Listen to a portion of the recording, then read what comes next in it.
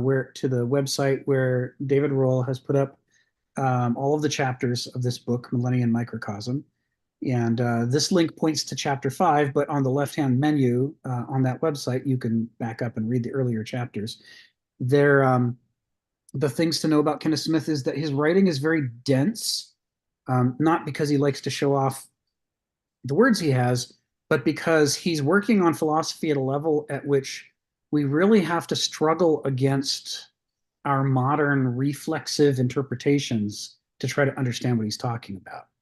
So, for example, the purpose of this book is to get us to understand how to look through the eyes of somebody who was living in the ancient world, how to look through the eyes of somebody who was living in the medieval world, and then to use those two sets of lenses in the final chapters to turn and look at the modern world and see it as very different from the way we see it, right? Because an ancient wouldn't interpret us and the way we see the world as normal, the way we do. They'd interpret it as bizarre. And, after we work our way through the book, we reach that point of alienation where we can look at ourselves and see afresh the bizarreness and strangeness that is us, which is part of what this book is about, is trying to do that. It's also about kind of really exploring the idea that when we grow up within a single worldview or epoch, as we all do, our character is formed by it. Our interpretive framework is formed by it. And we take for granted an enormous number of things that we never agreed to. I mean, by the time we could think critically, we'd already accepted all that stuff. And so we have this interpretive framework that's operating all the time to change the way things look to satisfy the modern worldview. And it's doing the whole thing basically invisibly without us noticing that it's happening. So his goal in this book is to get to where once we've struggled to learn how to put on and take off the ancient worldview, and then as we're about to start doing, we're gonna probably spend the next year or two learning about the medieval worldview in its own rights, not in the way a modern would see it, and not in a way an ancient would see it, although we'll do some back and forth between the three. But really, how did the world look from the medieval point of view, according to the medievals, not according to us? And so once we've got those different frameworks, the premise of the book is, for the first time, we'll have real freedom of choice about some of these very deep questions of right and wrong and value that previously we were just bound by the conventions of the modern world. We didn't know we were bound. You can't escape from a prison if you don't know you're in a prison. It's sort of like Plato's cave a little bit here. So this is an interesting point to come in on. We'll constantly be referring back to the ancient worldview, and as we go, we'll recap some of the key items, but you can see them in chapter 4 for yourself. But mostly our focus is going to be on the medieval worldview. So I'm very excited because there were times when we didn't know if we were going to get through chapter 4. It's so much material in there to unpack. It took us so long, but we went deeply, and I think we got a lot out of it. I got a lot out of it. I mean, my understanding of the ancients certainly changed during the time that I've been doing this seminar so far with everybody. I learned a lot too, so thank you very much. Yay! So also for Aaron's benefit, most of the people in the seminar have only interacted with Kenneth Smith once or twice online. He occasionally drops into a seminar like this, but he doesn't normally. But there's 3 of us who actually met and interacted with Kenneth Smith in detail. Myself, David Roel, and Donald. So Donald was actually a student of Kenneth Smith's back when he was a philosophy professor. Which university, Donald? At LSU. I was at LSU. Yeah, Louisiana State. That's right. Yeah. That's right. And yeah, that was only, that would have been in 71, 72. Yes. Something like that. It's 50-something, 54 years ago. I remember his lectures like they were 55 years ago. Yes. I didn't know there was somebody older than me in these meetings.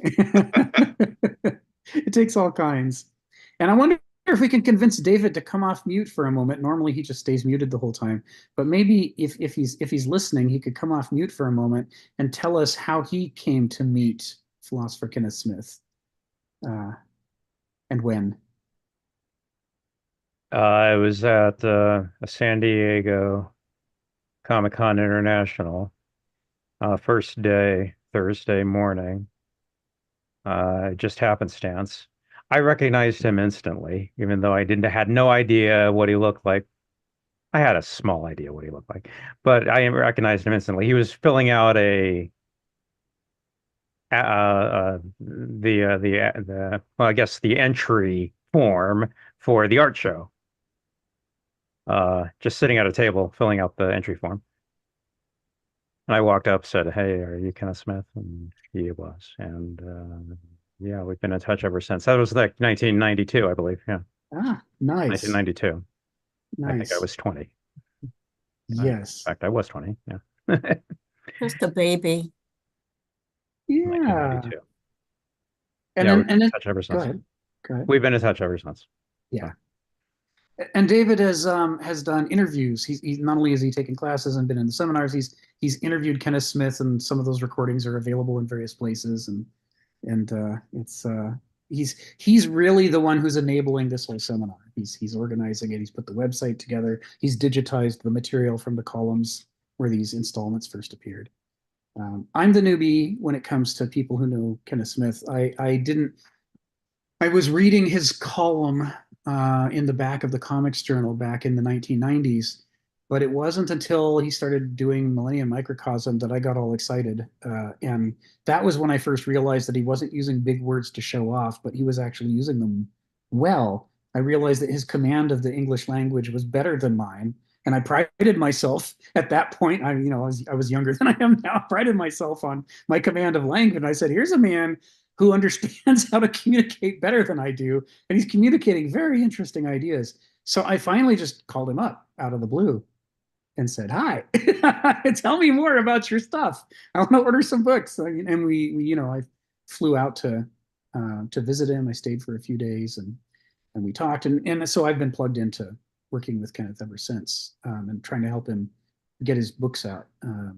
He writes an enormous volume of material. His house is anybody who's never been to his house is a labyrinth of bookcases and books and magazines, and it's like, my words don't do it justice. It's shocking how much reading material he has in there. And likewise, he's just like relentlessly writing, sometimes on the computer, sometimes scribbling notes that he then can't find later, but then sometimes he finds whole caches of notes from the last time he was trying to organize them. And so, some of us are basically trying to help him get his stuff together and get it out because it's so interesting. So that's the background, Aaron. That's kind of what we're doing and why we're doing it. Well, I appreciate that information. Yeah. I appreciate his ability to just write and write and write, because it's good when a fertile brain can get their stuff out there. It's great. Yeah, I love it. I love it. So we're gonna start from scratch. So let's give a little bit of background going into chapter 5. First piece of background is what we're talking about here is the existentialist tradition in philosophy. And by existentialist, we don't mean literary existentialist like Jean-Paul Sartre. We mean the philosophically existentialist like Hannah Arendt, Nietzsche, Kierkegaard, Marx, Hegel, Aristotle, Heraclitus. There's a lot more people in it than that. Philip Reef is part of it. I was trying to Alistair McIntyre, Beyond Virtue, I think it is. He's part of that tradition. There are a lot of writers in it, and it builds on these ancient Greek ideas of the universe not as being primarily composed of things the way moderns see it, but as being composed of organisms the way the ancients saw it. That we're talking about complex living systems that are growing and changing, that have an inner character that sort of determines their laws of growth, so that at any given moment, anything or anybody is not just who or what they are right now, but they're also the fruit of their past selves that have been unfolding new order. And they're also the seeds of their future self. They don't necessarily know what it is that they're going to grow into, but they're going through a process of development and transformation. And so there's several metaphors for this that are handy. One of them is the acorn to the oak, versus the hazelnut to the hazelnut tree. If you plant the two things, the hazelnut will never grow into an oak and the oak will never grow into a hazelnut tree. That doesn't happen. There's inner laws of growth that are contained within.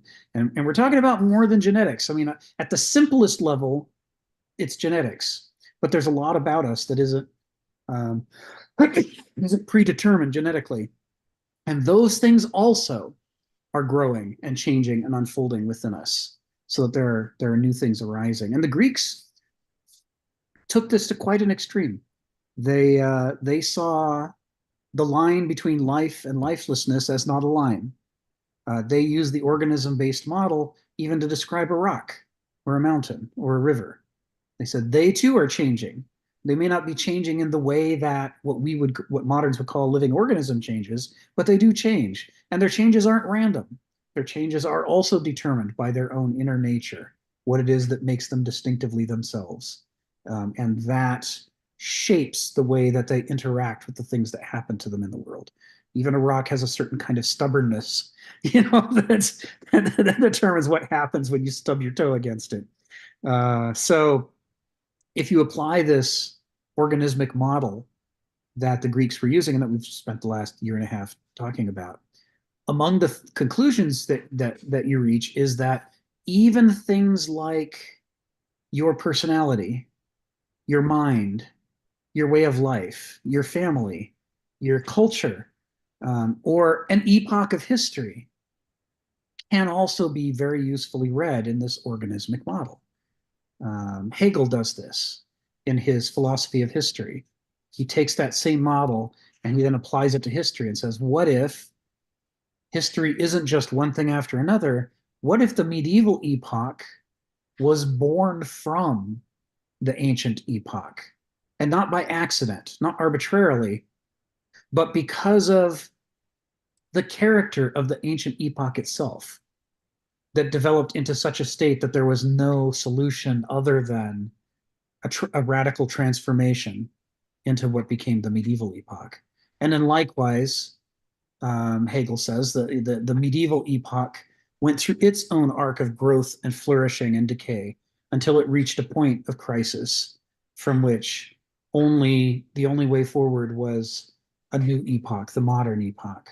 And so he reads history as these stages of development, in which each stage of development, like an organism, has its own energies that draw it together in the same way that an amoeba has activities and structures that hold it together and keep it from dissipating, that keep it a single living organism. So the medieval epoch isn't just lines on a timeline. It's not just, it starts here and it ends here. In fact, which we can't do. But rather, it is a set of assumptions and values and interpretations, along with, political economy and a religion and a lot of other things that make it such that even when people tried to revolt against the power structure of the medieval epoch during its height, their revolts ended up reinforcing the medieval epoch rather than replacing it. And you can sort of see this at work in the modern epoch. We've used this example before, and I won't belabor it too much, but since Aaron is new to the calls, just to help nail down this idea that there's some kind of centripetal energy to an epoch that pulls it together. You can see the way so many 20th century revolutions that were done by very intelligent, very determined people who had critiques of capitalism and said, what I want to do is absolutely eliminate capitalism from Russia. I want to make Russia an absolutely anti-capitalist country. We will be as far from capitalism as you can get. We're gonna move on to the next big thing, says Lenin. And he writes books about it, why he's doing it, what he thinks he's doing, his whole theoretical framework. He's got all these ideas, and he sets in motion a series of changes that result today in Russia being a capitalist country. And the modern interpretation is, well, that just happened. These are just things that happen, and they don't have any, like maybe there was a setback or somebody was defeated, or, maybe it was a bad idea. But this existentialist reading of history says, oh no, it's more interesting than that. It's that this man Lenin, who is attempting to revolt against capitalism, is still a modern, just like the modern capitalists. And he shares the same assumptions about how you're supposed to organize a society. But he doesn't know that he shares those assumptions. He's only aware of the differences, the things about capitalism that he doesn't like. So he sets in motion a government and a society that rejects those things he's aware of, but carries along all the things that he's not aware of, that aren't specific to capitalism, but are specific to modernity. And as a result, Lenin to Stalin to, the whole sequence of people with all their different policies and events, it ends up arcing this intent to escape from modernity straight back into the middle of modernity. This isn't a, diss on Lenin. This is the existentialist critique of what happens when you're in an epoch. When you're not in the decay phase of an epoch, when it's not completely collapsing, when it's strong, what makes it strong is that the way we see the world affects the way that we analyze what's wrong with that world. And it affects the way that we come up with prescriptions for how to change the world or improve it. And so while attempting to escape from a bad set of conditions, we end up arcing back around and reinforcing the epoch that we're in. That continues to happen until you're in the collapse phase of an epoch. So what we're going to be talking about for the next few weeks is, how did the medieval epoch arise from within the ancient epoch? What is it? Why was it necessary? Why was this the only place to go from Rome? Why was this what came next? And in doing that, part of what we're going to try to lay out is, we've said before that one of the things that happens during the revolutionary period when an old epoch is ending and a new epoch is beginning is that there is a promise made. And that promise is based on a re-evaluation of the entire worldview of the previous epoch that says, the previous epoch promised us X, Y, and Z, but it didn't deliver those things. It delivered corruption and pain and suffering. And we think we know why. We know what went wrong. We think that, and this is the revolutionary speaking, we think that we have a critique that explains why the noble promise of the old epoch was betrayed and why it all fell apart.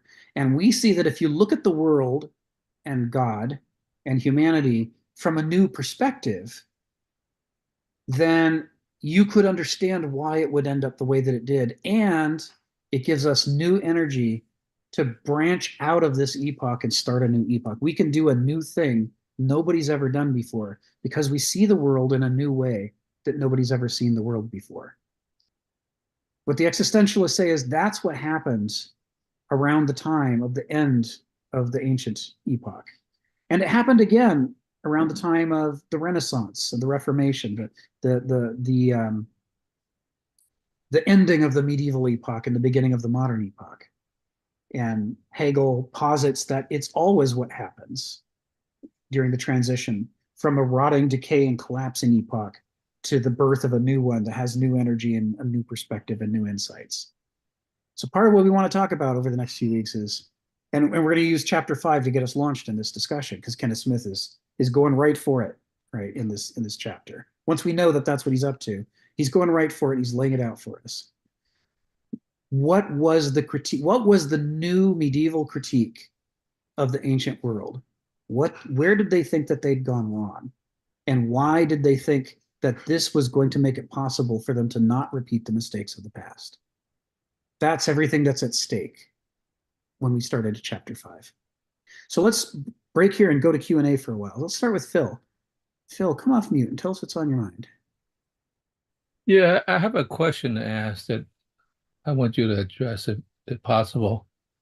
It really began on Friday when I was in a Kierkegaard meeting, and that for Kierkegaard, I mean, it was a discussion on love, Kierkegaard on love, and he was saying that the relationship between the object and the subject is that there's a third that intervenes, and that's God, that forms a kind of a grounding, you would say. And I asked the question, is that the grounding that we can never find, or is love, or in fact God, a medium of exchange?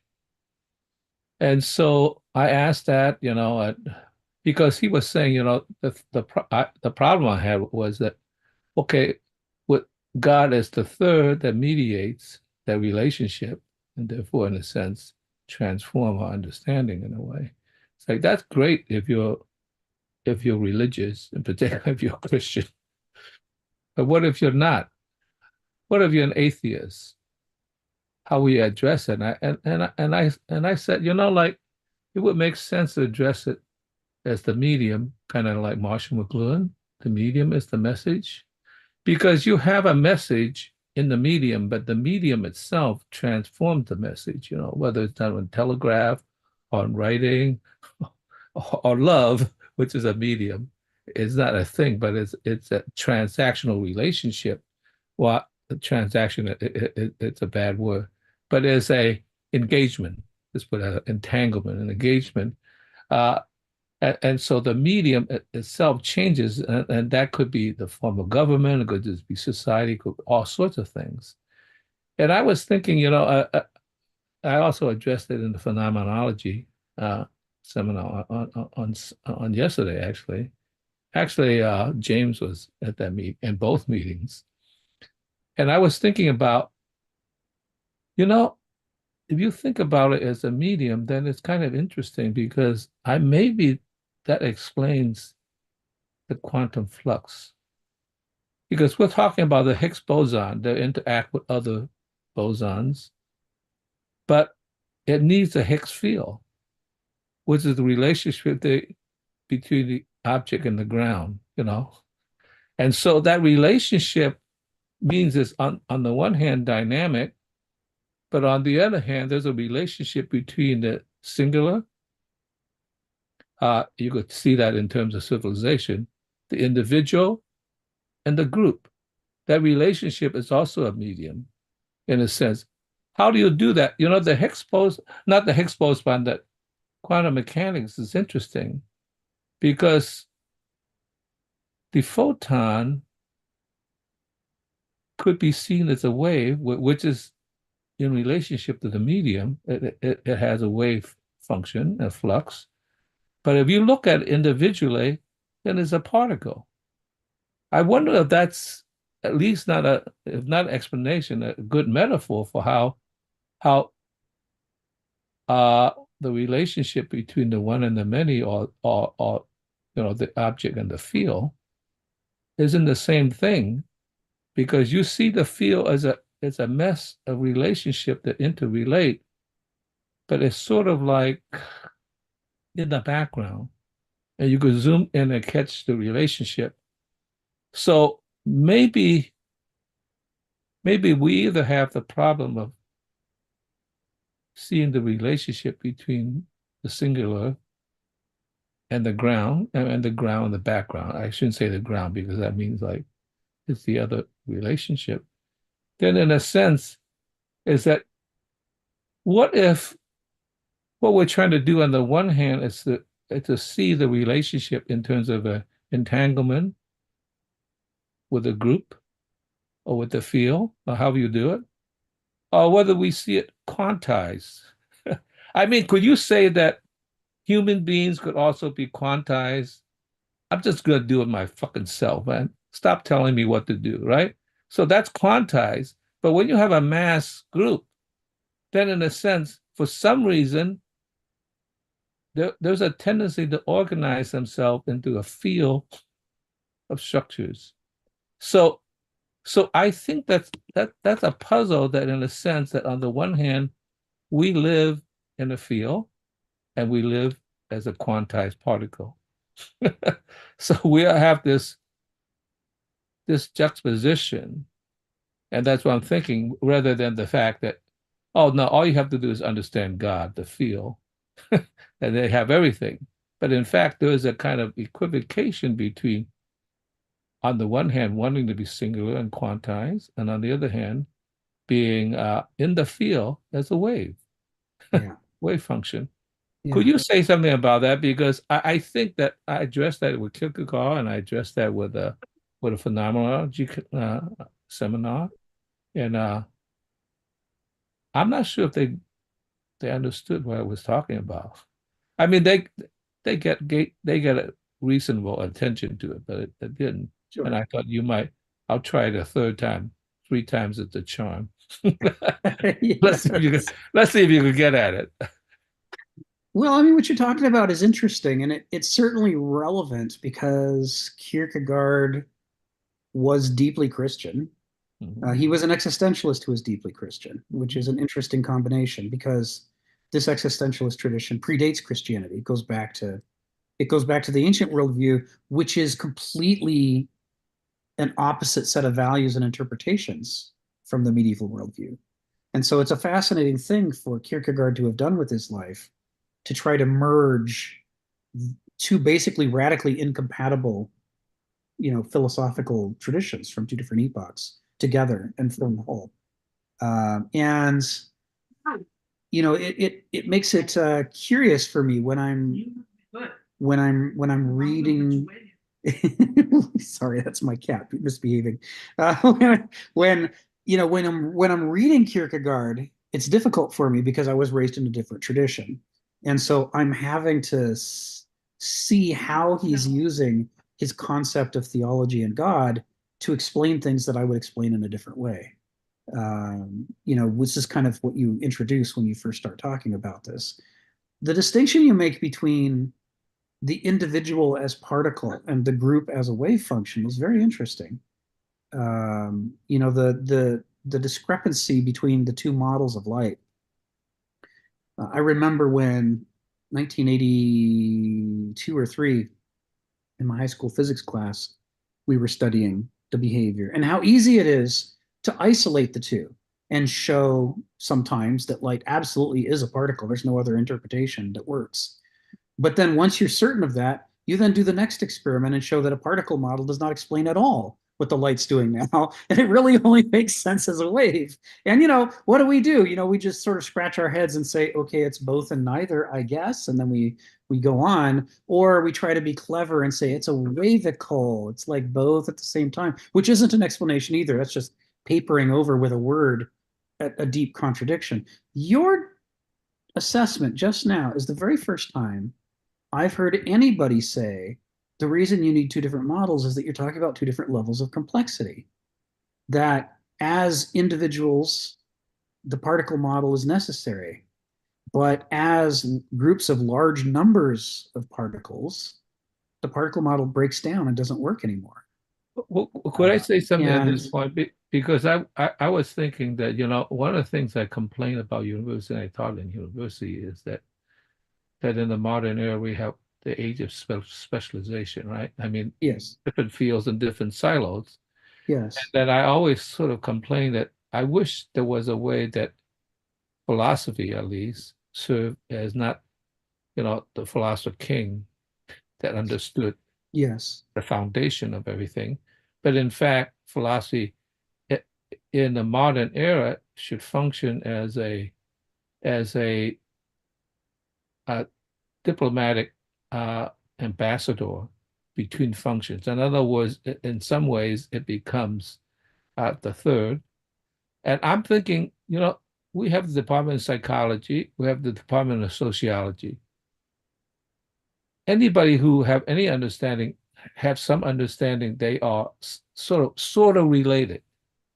yes, And we have now something called social psychology, which is different because they're integrating the two. Why shouldn't we have more of that sort of how say crossbreeding between these various silos that in some sense helps to, in a sense, explain the difference between the quantized yes, understanding and the wave understanding in yes, some sense, and see that, to retain both the relationship as an entangled relationship, but also to retain the fact that there is a tension between the two, and that there's a push-pull relationship, and that as the dynamics of what the Yes. something is. yes. Well, I mean, what this idea that the way you reconcile particle and waves, the distinction between the individual and the group, where at a group it becomes a field effect, a network effect of the interactions. This is the first time I've actually encountered somebody attempting to directly map those things onto each other. And of course, if you do, it then becomes a model that can be widely applied, like you're talking about. And it could mean that when you talk about an epoch, part of the reason that an epoch might be organismic, but is somehow not the same kind of organism as an individual person is that it's a massive field effect. Tens of millions, hundreds of millions of people operating over, centuries creates this field effect that is the organism of the epoch.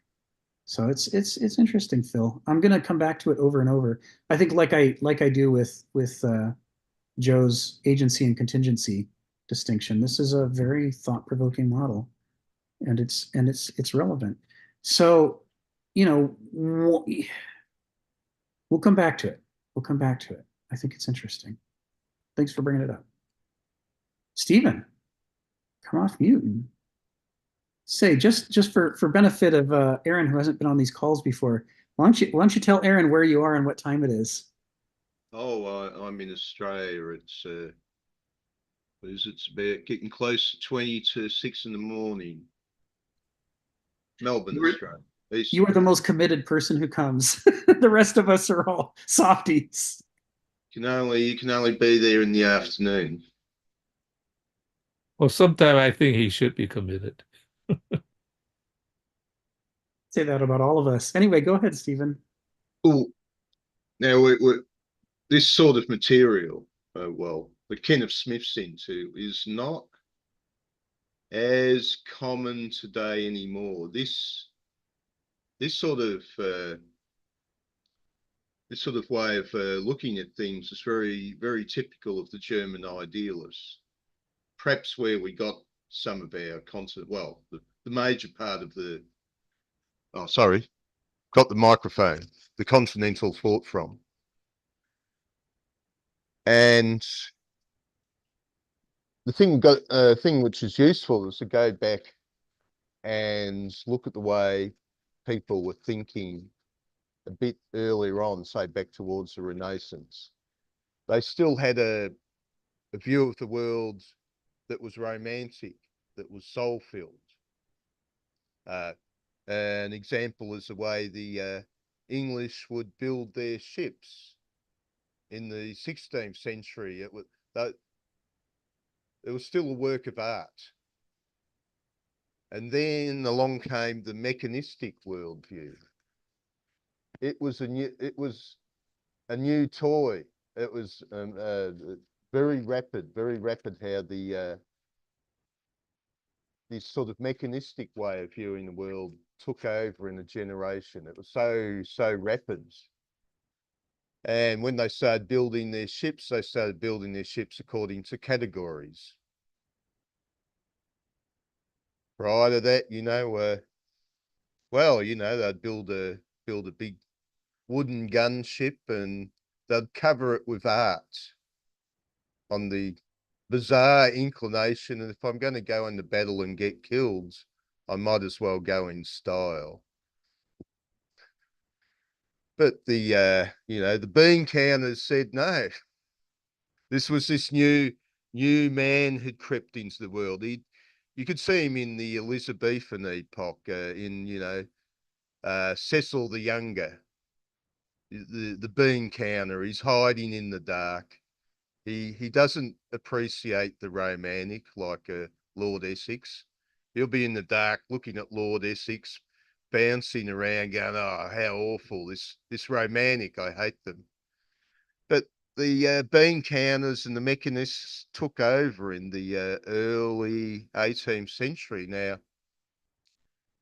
there came a romantic reaction, a romantic pushback in the later part of the 18th century. Goethe was very typical of this, and Goethe, of course, popularized a view we might see in the ancient Greeks that looked at the world as an organic entity. And for example, as you say, one period of history can't just stick there on its own. It's supported by the previous period of history, and it's evolving into a future type of entity. Now, this sort of thought, it's close to, the last exponents of it. People like Spengler. You also got Rudolf Steiner, who, if he had have kept away from the occult stuff and just stuck with philosophy, probably would have been respected today. And so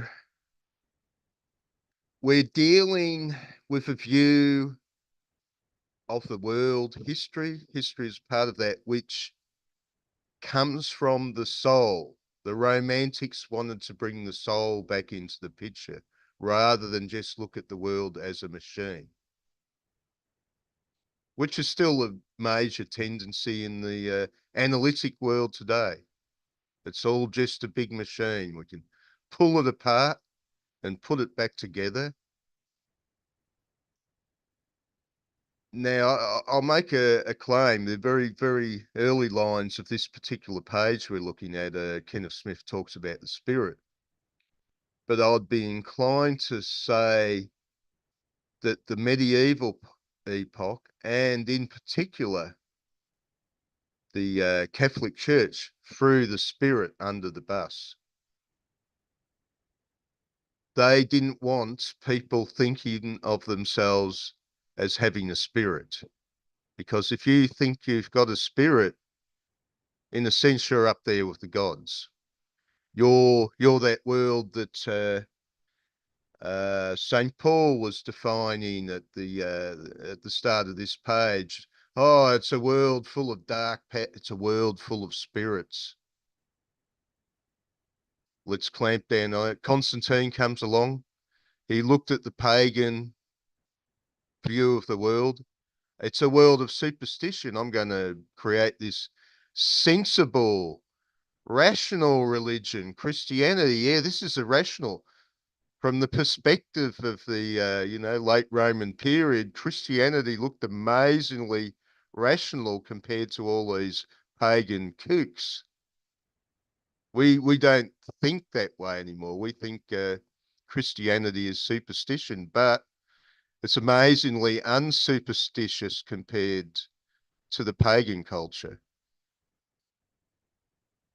Now, so they threw the spirit under the bus, is my contention, in the medieval epoch, and now in the new epoch, they've thrown the soul under the bus with the mechanistic outlook. Thank you. Thank you, Stephen.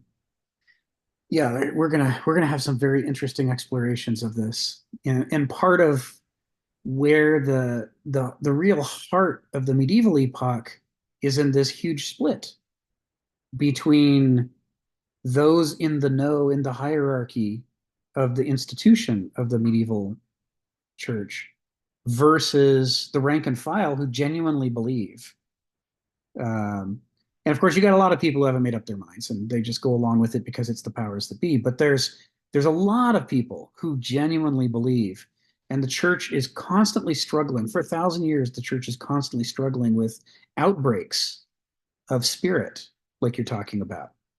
And those outbreaks don't come from the hierarchy, they come from the rank and file, because the rank and file really believe. The hierarchy are jaded and manipulative, but meanwhile, in the rank and field, you get your Joan of Arcs, you get a lot of people like that who are cropping up at one time or another who are like, yeah, this is all what they've told us is true. There is a God, there is Jesus. I do hear his voice. And the angels say, I need to rise up and throw the English out of France. And then the church hierarchy is like, uh-oh, this is, I mean, on the one hand, thank you for throwing the English out of France. But on the other hand, I don't like the idea that this peasant girl is going to start wielding authority and having armies follow her around. That's a threat to the, Banausic power structure that's hiding inside this institution that was founded on ideal, virtues. And so this, I think what Kenneth's going to make this argument that what's fascinating about the medieval epoch is that it is neither one nor the other, but both at the exact same time. And the struggle between them, the dialectic between them, the corruption and hypocrisy, that's hidden is happening at the exact same time that you've got this just genuine belief going on. And what happens when these things collide? What happens when you try to weld them together into a civilization? It's really interesting stuff. What you said as well about rationality, we're going to look at that in detail. And part of the way that we're going to look at it is we're going to see the split between the Western Empire and the Eastern Empire as Rome falls, and then thus between the Western Church and the Eastern Church. where the Western church really doubles down on what you're talking about, the rationality. We want to use logic. We're going to give you logical propositions. We're going to teach logic to all of our, priests of a certain level. They're going to use that to reason their way to conclusions. And we're going to argue that God is a rational God, the Logos. He's the God of rationality. But meanwhile, in the Eastern church, they're saying the Western church has gone bonkers. They're saying the Western church has gone way, way too far into noesis and Verstand. And that, God gave us both faculties of the mind for a reason, and that the real approach that God wants us to take towards the mind is to have both gnosis and noesis.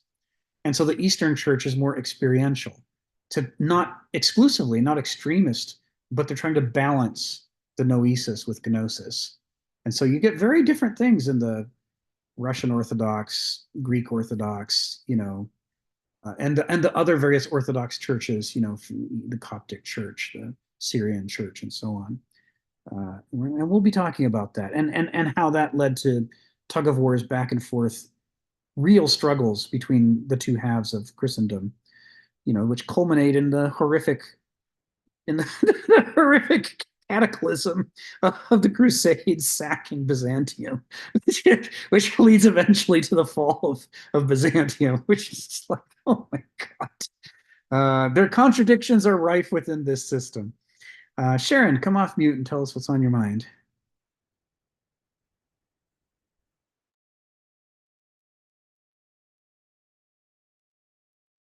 Hi.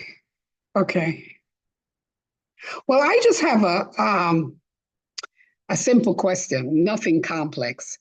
Before we dive into this discussion, I just want to get some orientation.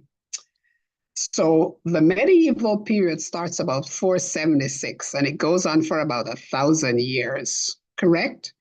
More or less, yeah. And it coincides with, or is contingent with, the fall of Rome, when Rome starts falling, right? And that's why when Rome started falling, they adopted Christianity as a tool for control. It was a political control. It was a political tool. And some of the characteristic of that period were they had a lot of military invasions, if I remember correctly. Yeah. And people moved around, and you had migrations of people. But at the bottom of all of that was this, I hate to say severe, austere religious doctrine, which was used to govern the populace. And I think the first paragraph starts off by implicating that. So I was just trying to get some orientation before I get into all the other esoteric stuff. It's good orientation, yes. And I what I want to do is both agree with what you said and also extrapolate a little bit. And so the extrapolation I'd like to do is, and this is partially for Aaron's benefit, because the rest of us have heard me say this before. The organic model of history, part of the way in which it's different from an arbitrary modernist model of history, is that we can never really peg a date. We can pick a date and say this is sort of the center of the transformation, somewhere in here. Or we can say this is a moment when it became clear to everybody that things were changing or had changed. But as we know, these things don't pop out of nowhere.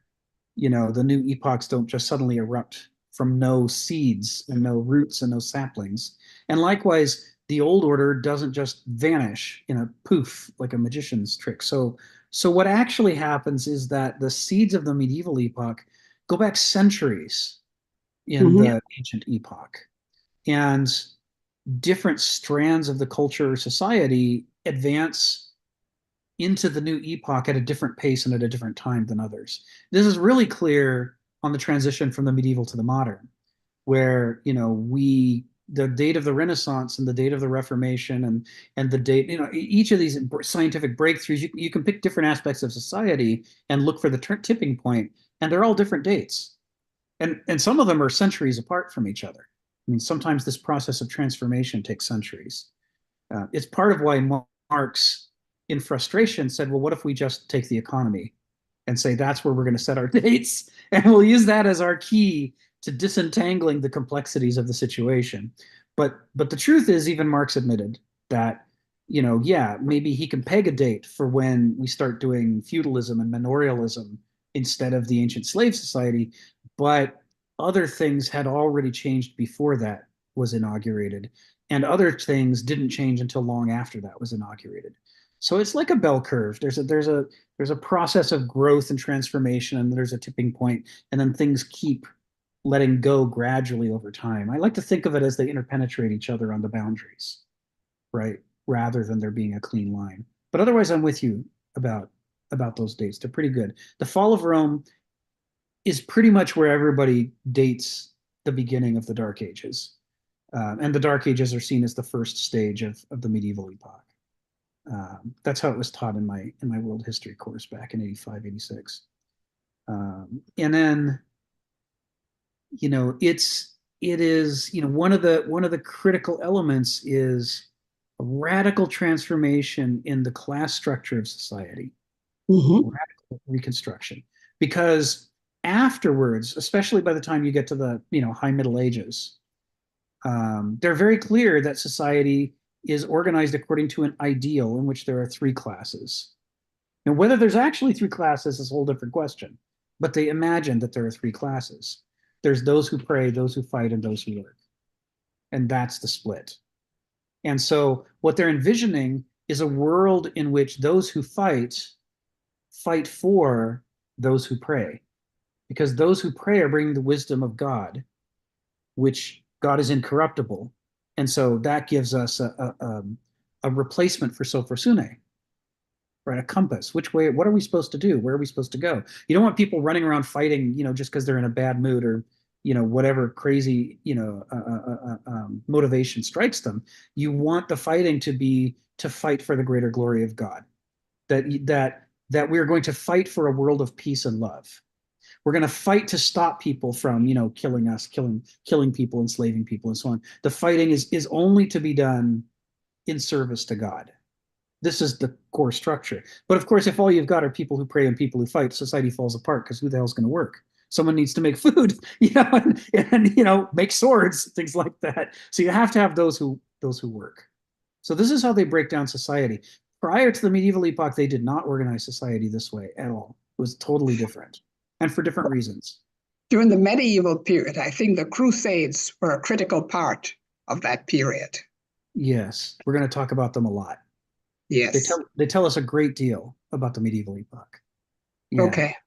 But the difference is, if we think about the classical existentialist take on these epochs, like out of Hegel, there is the rising stage, the growth stage of an epoch, where it's got a revolutionary impulse and a clear vision, but it also is haunted by the powers from the previous epoch, right? The previous epoch didn't go anywhere. The big piles of money, the big armies, all those old power structures are still here. They didn't just fall to the ground into pieces.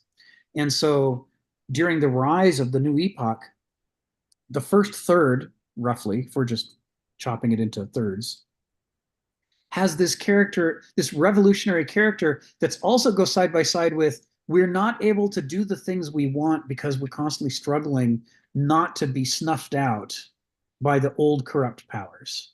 We're trying to find a way to nurture the new thing that we believe in, that we think someday will grow into a great mighty oak.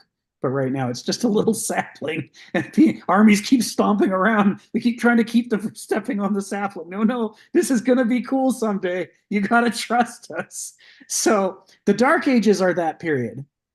The dark, from the fall of Rome until, I don't know. Some people put the big transition around 800 when Charlemagne is crowned. Some people put it at 1066 when the Normans invade England and institute feudalism in a deeper way than the Anglo-Saxons had done. Some people do it with the Crusades. There's a lot of moments you could pick to say this is where the Dark Ages end and the flourishing period begins. But once we get into the flourishing period, that's when we start to see those who pray, those who fight, and those who work, that the model is actually starting to be instituted more often than not, and in which people are starting to feel like rather than the powers that be being the horrible old corrupt things that they have to try to evade. Now it starts to seem like the powers that be are fulfilling the promise of the epoch, and it's got a reach that it never had before, and it's growing.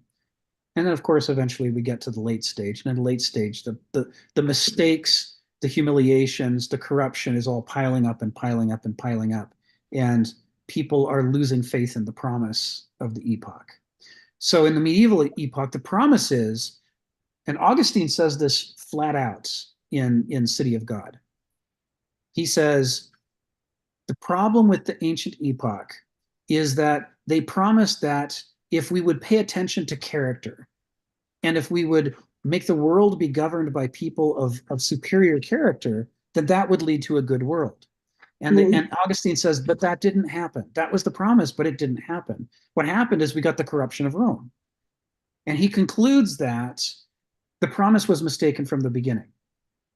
The human character is too imperfect and too corruptible, and you just can't succeed if that's all you've got. You need a better promise than that, a better premise for how to organize the world. You need something incorruptible to organize the world around. And Augustine says the city of man might be corruptible, but the city of God is perfect because God is perfect, all good, all knowing, all powerful, and everywhere. Nobody can put their nasty little corrupt secrets in a closet and expect that God won't notice. God always notices. So if we, instead of organizing society around what great men think, people of great character think, which was the promise of the old ancient epoch, which they say has now been disproven by Rome. Right? Rome showed us how bad it can be. If instead we organize society around what God wants us to do, then surely that will eliminate the corruption because God is not corrupt. And God will not allow us to fail if we're true to him because he wants us to succeed. He cares about our souls. He cares about how things turn out. He's given us the guidance and wisdom we need. All we have to do is stop ignoring what he asked us to do. And if we pay attention and are obedient to that, then we can create the kind of world that was promised to us in the ancient epoch, but that the ancient epoch couldn't deliver. We could create the city of God here on earth. That's the promise. And the late stage, the last third of the epoch, is the stage at which people are going, I know you say that, but it doesn't seem to be working. It seems to have gone you got all the power you wanted. You got in charge of everything. You had all the armies, you had all the money, and yet it's more rotten than Rome was. Somehow, somewhere we've gone wrong. That's where we are in the final third, in the leading up to the date that you put as the closing date. So Okay. we'll get into this in detail, but yeah, that's a great way to start us, Sharon. Thank you. I appreciate it. Yes. It really gets us going. Well, the other point that you were making today is that it's organic and probably this epoch acts like an organism, correct? Is that the point? Yes. Well, anything that is initiated and changes and grows is an organism. Yes. And again, that takes us back to the ancients because that's nature. Right. So I guess the epoch never really is completely gone. It just transitions or continues. Yeah, that's right. Certain elements of it continues. Kenneth often says that, one of the differences between the United States of America and the European nations is that the United States of America was founded on taking a big eraser to all the civilizations of North America that existed before us, and then just writing in a new civilization from scratch on an empty chalkboard. And the result was that the United States was founded with a more purely modern idea of what a nation should be. Whereas if you look at France or Britain or Germany or any of the old nations of Europe, they had already existed for, they had roots going back thousands of years. And they never, even with the revolution, even with the French Revolution, with a lot of heads chopping off, even with all that, they never were able to just take an eraser to the chalkboard and erase the old customs and just write new ones from scratch.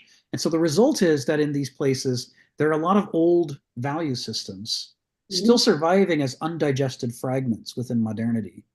We're talking about primitive, savage superstitions, such as the idea that people should have health care. There's a reason why the United States has such, really rapacious healthcare industry compared to Europe. In Europe, they still had too many fragments of, ideas like the rights of men and, God wants you to behave like a decent human being and things like that. And that prevented the new industries from doing everything that they wanted to do. But here in the US, they had a freer hand. And so none of us has a right to any healthcare in the United States. We have to buy it. Or if we can't buy it, there's sort of a shredded, fragmented safety net that catches some of us to prevent the worst of it from, from happening. I mean, I'm not telling you anything you don't know. You know all about the ERs closing all over the US and stuff like that. But that what we're seeing in this, Kenneth Smith attributes to the difference between a nation in which, like, say, if we pick France, its continuity with the past is stronger. And so it's reaching for modernity just like the US did, but it's reaching with deeper roots that it can't just yank up out of the ground. And so, the way that the market operates in France is constrained by these old fragments of medieval culture and ancient culture and even indigenous culture still left, old ideas. You see this in Britain. There's the legal system in Britain allows for trespass on all of the ancient accustomed ways that people have been walking on for thousands of years on the moors and so on. It's very interesting how British law handles this. And that goes before the ancient. I mean, that goes way back to indigenous times. So in places like that, fragments of the old cultures can survive for thousands of years and still wield influence. It's really interesting. Very organic, like you say. Very organic. But a more artificial nation like the United States, where we just invented it at a specific date and stamped it on top of the land, it's able to be more modern because people can just write from scratch what they want to happen. And of course, modern doesn't mean good. To a modern means good, but the objective existentialist take is modern just means more modern. It doesn't mean more good. The fact that we have such a hard time getting healthcare, the fact that we have so many homeless people and so many other things that happen in the United States more than they happen elsewhere, it really illustrates the difference between modern and good. James. I think. Oh, go ahead. Just the last thing I wanted to say. Yeah. I think some of the social issues we have here, I've been around enough to see them. I mean, because I was standing in Berlin by the train station and there were 4 homeless people and that was their home. So before we give ourselves a hard time, I want to understand that the social problems are just common to us as human beings and not necessary. And the way we run our society is probably a part of it, but it's also a part of the human nature. And then the last thing, I find the first sentence that Kenneth uses here as a transition. He says, medieval civilization is the regime of the principle of the spirit. So that says a lot. So when we get started, we'll talk about that. Yes, that's exactly. I like to read. That's exactly where we're going. Yes. Thank you. Once we get through the Q&A, we'll dig right into this. Thank you, Sharon. James, what's on your mind? Yeah, thanks, Rick. So this organic view of history, that we're going to understand the medievals and so forth, that relates to, that's associated with Hegel and as well as Nietzsche, where they both, apply in the sense that you mentioned existential perspective, right? And so Hegel has his dialectic of this process of change from one period to another, and so forth. Yes. But for Nietzsche, it's just a kind of he's just critiquing the mediation of what is immediate. He's critiquing the kind of representation of life, as opposed to the embracing of life itself. Yes, that's right. And that and Nietzsche is going back to the ancient Greeks for this point of view, that it's not necessarily a process, a dialectic process, but it could be, but it's not a a rational process. But it just so with the medievals to understand the medievals, can we apply Nietzsche's notion of the idea of this kind of ressentiment that is kind of based on the belief in God as a kind of a denial of life, affectivity itself, or it's a kind of a maybe like Hegel's idea of negativity as a form of mediation away from the immediate experience of life. And for Nietzsche, that's what he's critiquing. That this kind of negativity is what Yes. gets us into this problem. Yes. Yeah. So could you would that be a kind of with both Nietzsche and Hegel be relevant to Yeah. understand this organic view of this? Very much so. Okay. Very much so. But also Kierkegaard, right? Okay. He's looking at it at a psychological level. Yeah. What is the structure of the mind that emerges underneath these, these epochs? What Right. happens to somebody when they grow up within the medieval world? How do they reconcile, the meanings of things? Sure. Sure. We're also going to see it in Marx, especially early Marx. He started out reading a lot of history, reading a lot of Hegel, and he has a lot of Hegelian dialectical observations early in his career before he wrote Capital. It's some interesting stuff. Doesn't get talked about much today. You'll also see it in Hannah Arendt. She talks a great deal about in the human condition, about the different spheres of society and how they relate to each other, according to the ancient worldview. And that she's familiar with all of this material, and it shows up in her writing. But there's times when we're just going to go all the way back to Aristotle and Heraclitus and others, who have, Hegel basically says, I took all my ideas from the Greeks. Right? He says there's not a line of Heraclitus that I didn't make a centerpiece of the foundation of my system of philosophy, which is it's his confession that what he's doing is he's extrapolating a new German philosophy that is just the ancient Greek philosophy as interpreted through a modern Lutheran mind like his, but with more words and explained more systematically. Without all the gnomic cryptic aphorisms that someone like Heraclitus likes. Basically Hegel is trying to do to Aristotle and Heraclitus what I'm doing to Kenneth Smith in these seminars. He's unpacking them and saying all of this is there in what they said, but they said it very tersely. And I want to show you that if you look at it, you can see that, in fact, what he meant was all of these 18 things when he wrote those 3 words. So yeah, and part of the reason for this is that, what all of the people in this tradition agree about is that an epoch is an astonishingly complex thing, and that any attempt to understand it by a single mortal is going to have the usual problems of mortal understanding. It's going to be too finite, too limited, too much of a caricature or cartoon.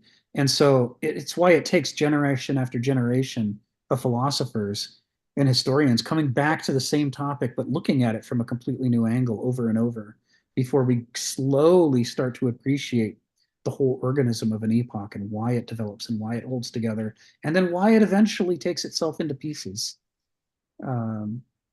Key to the dialectic is this idea that one of the things that separates a thing from an organism is a thing just sits there. It is what it is, and it's not what it's not. Whereas an organism contains internal contradictions that make up its dialectical systems. So why does I use this example all the time. This is the first time I've said it, while Aaron's listening. And why does my blood sugar stay at a level that's not so low that I die and it's not so high that I die? Well, it's because, I'm going to simplify. There's a bunch of hormones involved, but there's at least 2. We all talk about insulin in the modern world. The insulin reduces the blood sugar by telling the cells you all need to absorb more sugar from the blood and store it somewhere. Of course, we don't talk too much about where that somewhere is, and we do magical thinking about it. But the alternative, but But tethered to the insulin in the systems in our body is the system of glucagon. And glucagon is the hormone that says the opposite. It says, hey, cells, it's time. My blood sugar is too low. I need you to go to those stores of sugar that you have and dump some of it back into the blood. And it's the two of these operating in dialectic, fighting against each other, that allow our blood sugar levels, when they get too high, to drop again, and when they get too low, to rise again. And so if this is the fundamental, as Heraclitus says, if this palintropy, this power in the bending back, as he says, if this is the core of all living systems, it's what distinguishes them from unliving systems, that there are all these systems of palintropy inside them that help to pull circumstances back over and over into a healthy zone. Then it means that what you have is contradictions inside yourself. Lots and lots and lots of paradoxes and contradictions. And so the Hegelian critique of history is that every living system is imperfect. And some of those contradictions work to increase its health, but some of those contradictions work to tear it apart. And that the corrupt phase, the declining corrupt phase, is what occurs when the contradictions that were all in us all the time, that we carried with us as our Achilles heels, start working against us more than they're working for us. And we pull ourselves to pieces. So, Sharon was talking about the way that historians usually date the end of the ancient epoch as the fall of Rome. And that's usually explained, in the simplest sense. Like if you go to Wikipedia or somewhere, the first explanation of the many they give is barbarians invaded and, sacked Rome, and that was the end. And then after that, they'll say, well, it's not really that simple. There's other reasons too.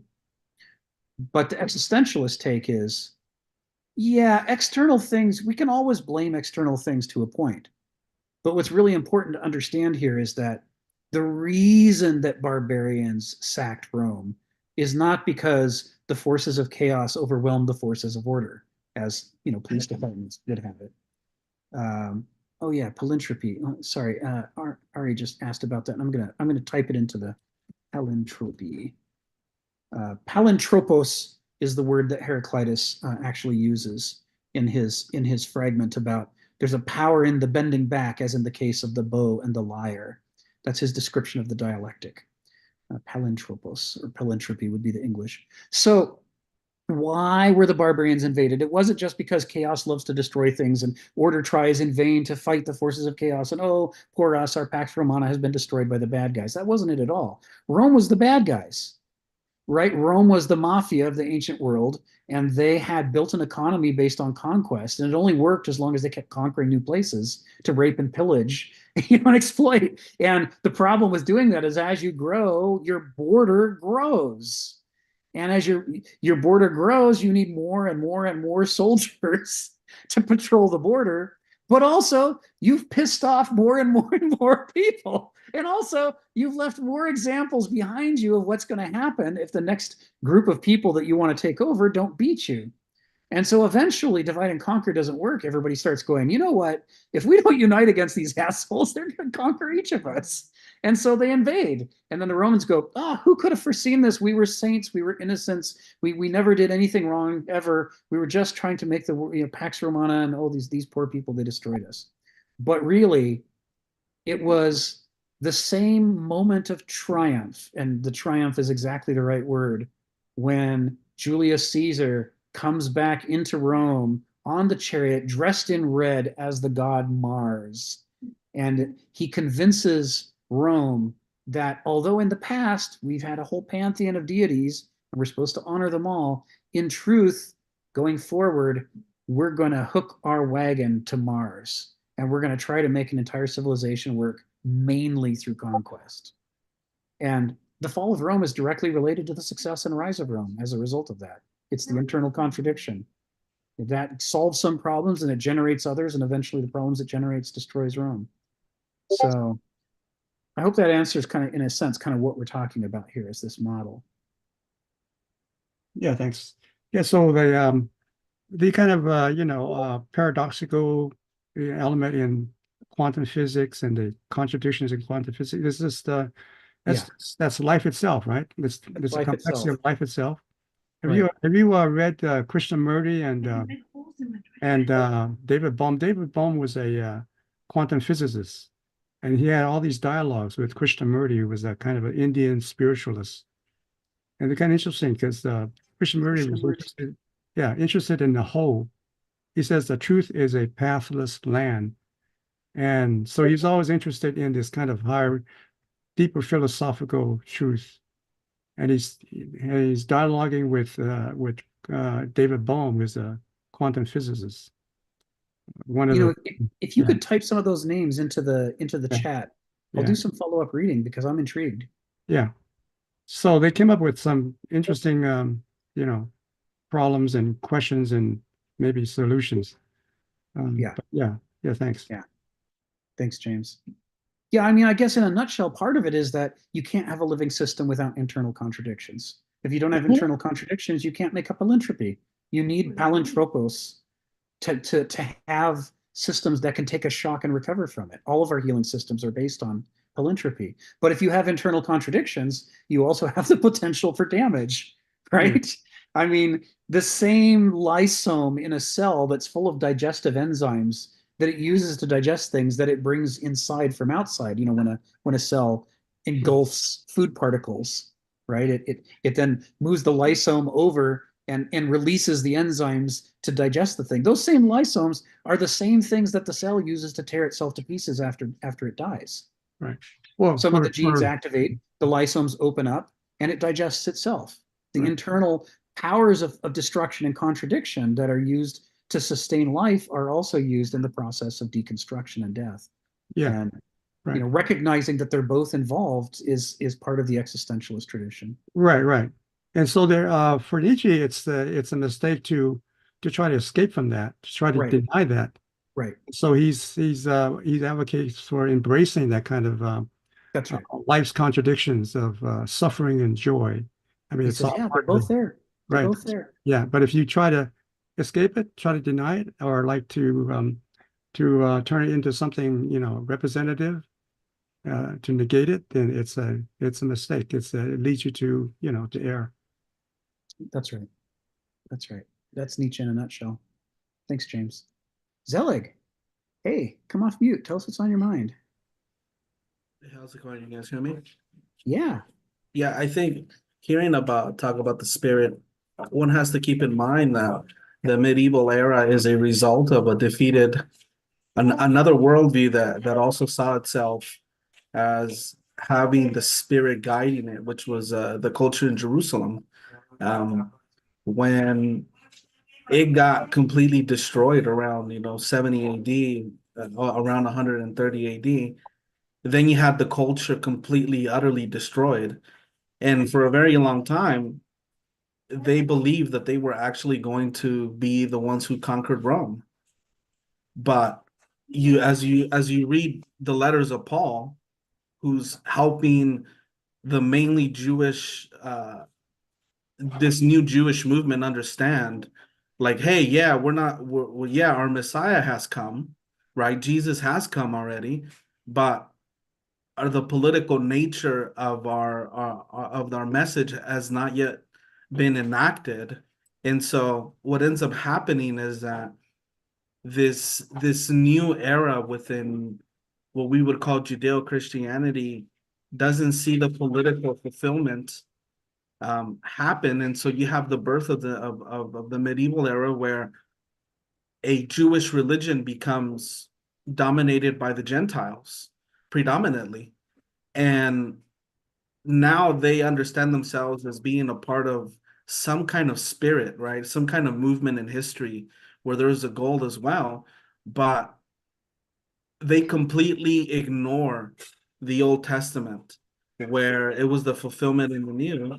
And as a consequence, you get to see kind of like the reenactment of the Jewish history, but in Europe, where they struggle to understand how do we live a culture that tries to live in light of a good character, and does that lead to good societies? Do you need moral leaders to have righteous societies? Which was the same issue you find with Israel. The kings were encouraged to be God-fearing and moral and upright character, and yet their nation failed, leading them to bondage and be under Rome. And then ultimately it led to the idea of a promised Messiah that was going to deliver them. And in Europe, it basically became looking for some kind of leader that would come and deliver them, which ultimately it led into the 20th century with the Reich, with Hitler talking about the 1,000 year realm, which was just basically a manifestation of that same idea of a messianic era. And so I think one has to keep in mind that the medieval era was triggered by the collapse of the culture in Jerusalem, the understanding that there was supposed to be a new era, a new millennium, a new paradise on earth when Jesus was going to come to the earth, or when Messiah was revealed. But then Jesus came and he said, wait a minute, first redemption is spiritual. It has to do with your sinful nature, and then we'll deal with the political aspect. And that has opened up debates over centuries, right? I think we're living in light of that, of that controversy of like, okay, so the promised entity that our ancient traditions told us has arrived, and yet everything's the same. And so Europe is tussling and wrestling with that, with all those difficulties. And I think that's in light of what the medieval era was trying to figure out. And in my opinion, it's just a reenactment of what the Jewish people did when they were in exile after Babylon. They always sought to have new leadership, people who thought that they were going to lead them out of bondage, and it ended up being under Rome, and they're culturally destroyed. So I think we're living under that. I think we got to look at the medieval era as the collapse of the Jerusalem culture, giving birth to the medieval era, and then the medieval era, Europe adopting Christianity, but then they're still stuck in that same issue. Like, what's going on?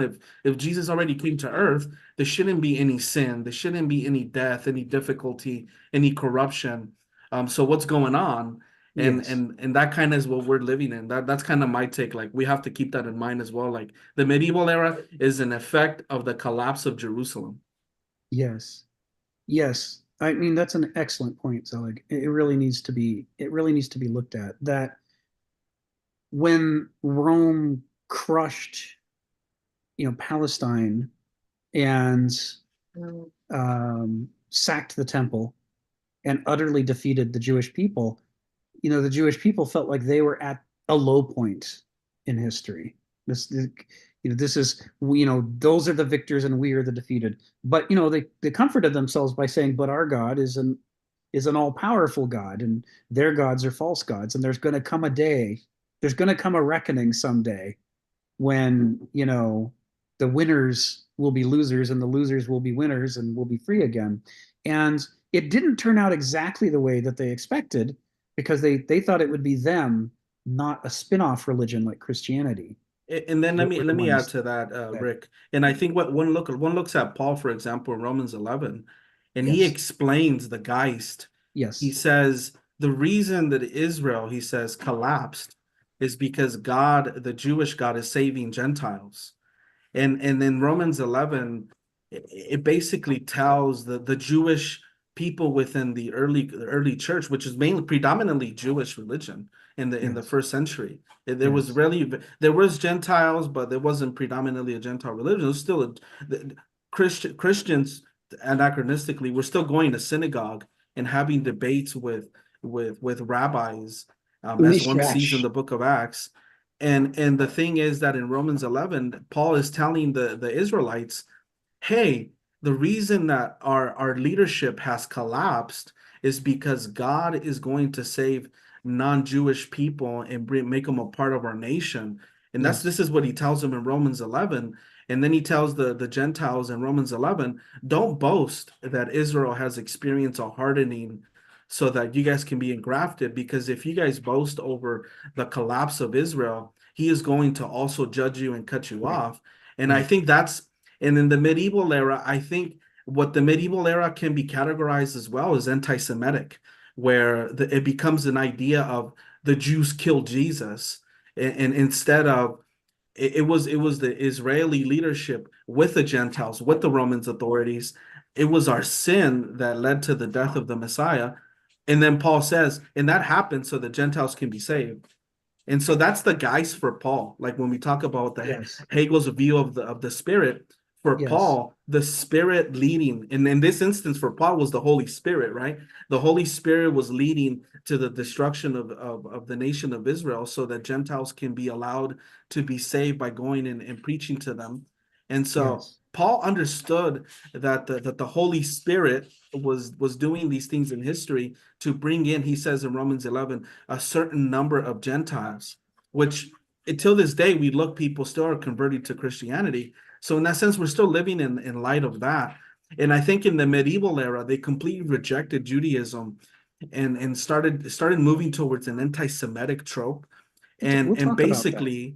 They basically said, we are the new Israel. The very same thing that Paul told them in Romans 11, do not boast over Israel's fallenness. That's exactly Yes. what the medieval does. And Yes. basically they say, we're the new Israel. We can adopt these Old Testament laws to you. And so that's Yes. where we see the Crusaders come in. The Crusaders were basically taking things out of Deuteronomy and Exodus and applying it to anybody they consider heretics. But I'm going to jump in, Zelig. I'm going to jump in because Sure. it's 1,000 years of history. And Yeah. if we hop around too much in the history, then it becomes difficult to see the process of development. And so, right, and it's very complicated. Yeah, complicated. It's complex, right? All the things you're saying are right on, but I want to pace ourselves so that we have time to really savor and explore. I'm trying to do the Hegelian dialectic in 1 minute. You're doing the whole dialectic in one download. So, the part of what you said that I want to focus us on for, for today and when we launch onto this, next week is this. What you said, that there is a David and Goliath spirit to the emergence of the medieval epoch. And it's very literal. Rome absolutely crushed and defeated and absorbed Palestine, all of the people from that part of the Middle East. It was an absolute victory. It was as humiliating as it could possibly be. And the defeated people said to themselves, "This won't stand. I know at this moment it's hopeless, but there will come a day, when the situation will be reversed." And so the thing to understand is that when Rome collapses, after the point where Rome has already given up its religion and adopted this kind of Jewish successor religion, the feeling at the time, the secular powers were all alarmed by the loss of power, but an enormous number of true believers were ecstatic because this looked like a miracle. Rome's power had seemed absolute, the most powerful empire the world had ever seen, across vast stretches with huge armies. They seemed to be unstoppable until all of a sudden the winners turned into the losers and the losers turned into the winners and inherited the fragments of the empire. It's an astonishing moment in history. And if you savor that before we get into how things change, and they did, you're right about how all that changes, but to savor that moment and appreciate, that's the spirit of revolution that launches the medieval epoch. The spirit is God just proved the truth of the promise because he took the single most defeated people, defeated by the single most powerful empire, and he was able to reverse their roles, which is something no human being could ever have done. This is what they told themselves. So we know that our promise is true. We know that God can do these things because he just did. The miracles didn't stop in Jesus's time. This was a miracle. It was as huge a reversal as people could imagine. So, when we talk about medieval civilization as the regime of the principle of spirit, the reason it's the regime of the principle of spirit is that spirit had just proven itself in the most dramatic possible way that it could have done. I mean, that was the biggest change anybody could imagine at that point in history. And they would have all said that could never happen. But over a short number of centuries, it did happen. And so they felt like this promise is worth believing in. It was just demonstrated right in front of our faces. I know that Phil and Stephen are ahead of Ari, but Ari hasn't spoken yet today. So do you guys mind if I call on Ari first and then come back to you guys? Is that all right? You gonna? Sure.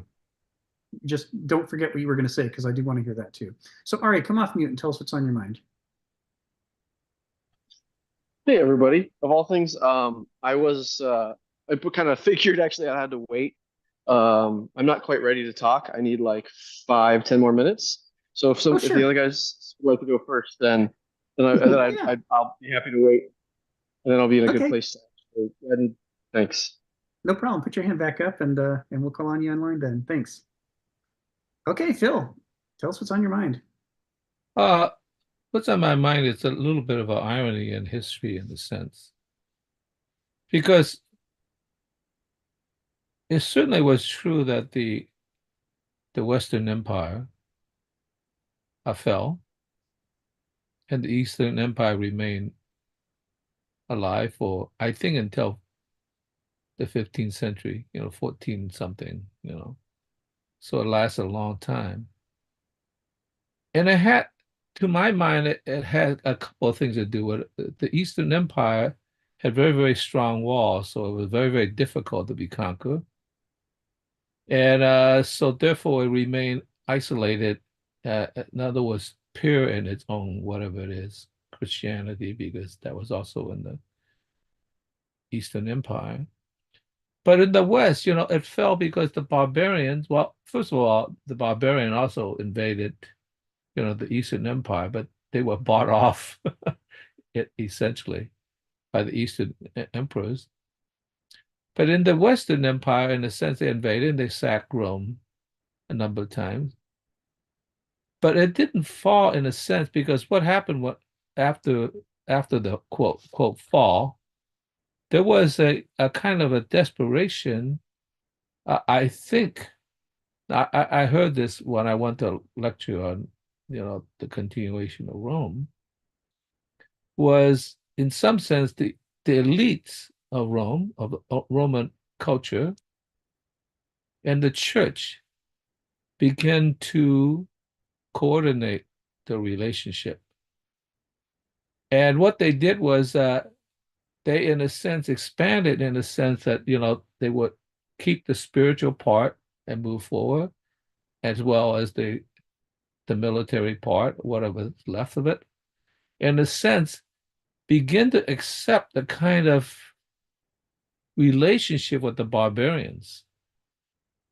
And in a sense, the military part, or what I call the earthly part, eventually took in the paradigm of the elites of the various tribes and kingdoms. I mean, so that actually was a transformation of the Roman social structure in a way, and then the peasants something else, and of course the spiritual part, in a sense, was able to transform and begin to convince people, sometimes through torture, but eventually convince people and integrate it. And so really spoke to the fact that the irony is, though I feel like it was failing, the fact that it was forced to, in a sense, penetrate and integrate with the barbarians means that in some ways it expanded and established itself in a way. Whereas the Eastern Empire remained pure to its thing, because finally when it's collapsed, it was just collapse. And so the Eastern Empire still, in Russia, they call themselves the New Rome, because it still exists in a way, whereas the Western Empire, Rome is still Rome, but it's not the New Rome, I mean, certainly not after Charlemagne ceased to exist. So in some ways, it just seems that this thing of integration and a way of accepting diversity and the transformation of the synthesis becomes an important part.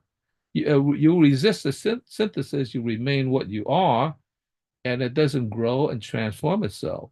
So in a funny way, it almost seems like migration, accepting it in the proper way without disrupting it, is a positive because other ideas come in and they become integrated and become, in some sense.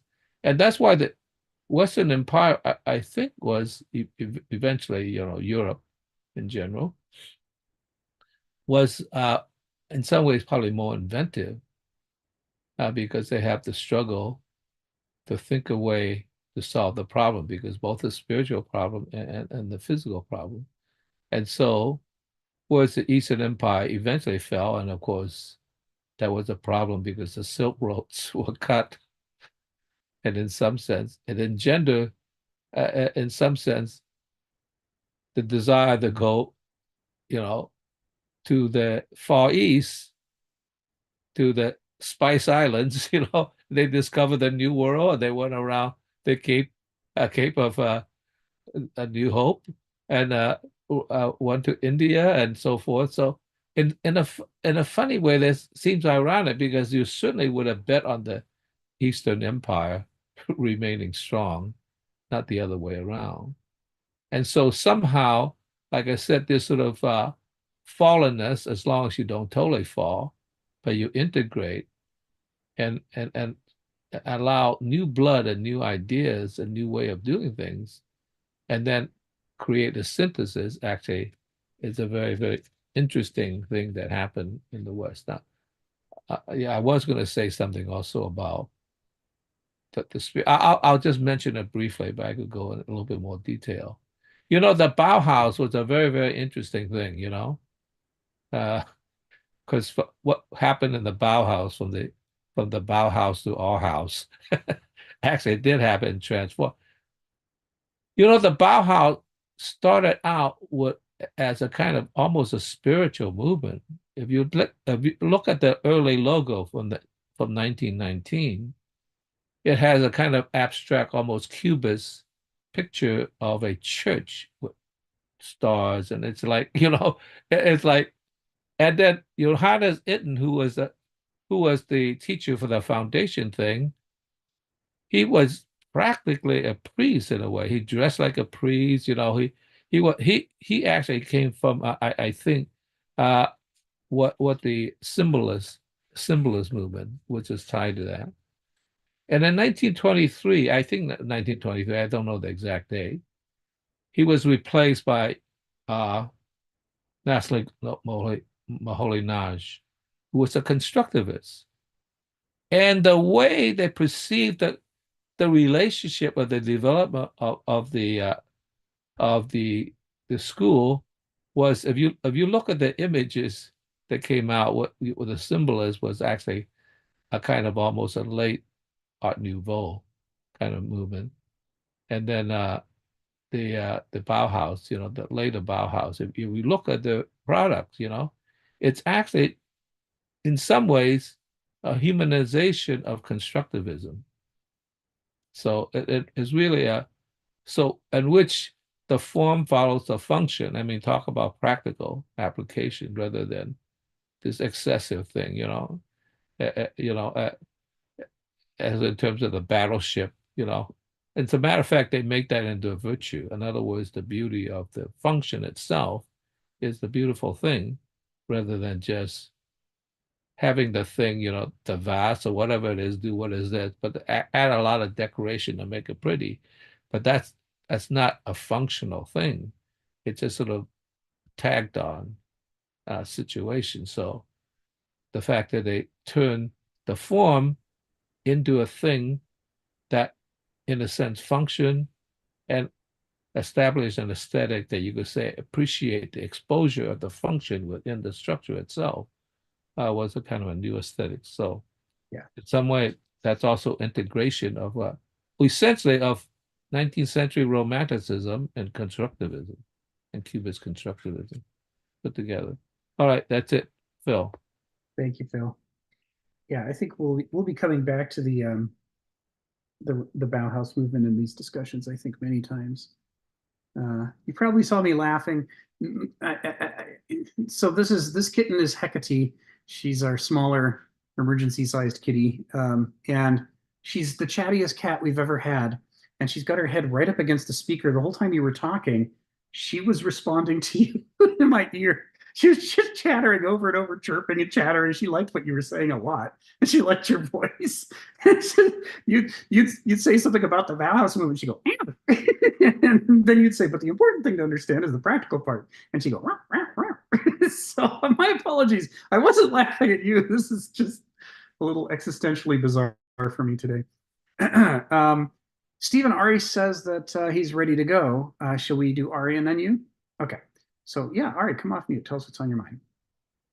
Hey guys, first, as usual, it's really fantastic to see everyone. This is a highlight of my week, and I appreciate all you fantastic human beings attending each other as human beings and learning so much. It's interesting. Personally, this is probably my biggest dopamine high of the week. It's weird. It's just my brain gets so excited, and it's like it feels like a party.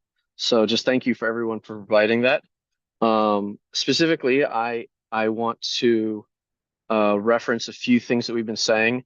It seems a little bit outside of the specifics of the medieval era and transitioning from the ancient era, but it's this idea that any living thing has internal contradictions. I find that a more precise understanding of this is really amazing and sort of profound. It starts with a book we've sort of referenced slightly, but it's kind of the heart of that book. And it's Gödel, Escher, Bach, The Eternal Golden Braid. If I could give the like I'm five or sine qua non essence of this book, it's that all things contain paradoxes, and they are actually a construct of paradoxes, and that you have two paradoxical things that bring something into being, and specifically when they self-reference, this is when you have the notion of I or self, and somehow our consciousness is doing this. He goes on for a long time about computer stuff, the language of self-referencing systems, but that's kind of a different part of trying to understand the specificity of these topics. But the general idea is much more exciting, and I think relates to what we're saying about how life always has these contradictions of, too little blood sugar, too much blood sugar, and it's found in between. I wanted to offer something specific that I don't know if anybody's ever learned here, but a lot of times there's quite a bit of misunderstanding and not understanding of what Gödel's incompleteness there is. It's usually just taken as math is incomplete and there's always truth outside of a proof, something like that. But I find for this paradoxical self-referencing nature, as explained in Gödel, Escher, Bach, to some degree, it's really quite profound. And I could do a very quick sort of miniature like I'm five lesson about the incompleteness theorem and give us some perspective on what it's really saying.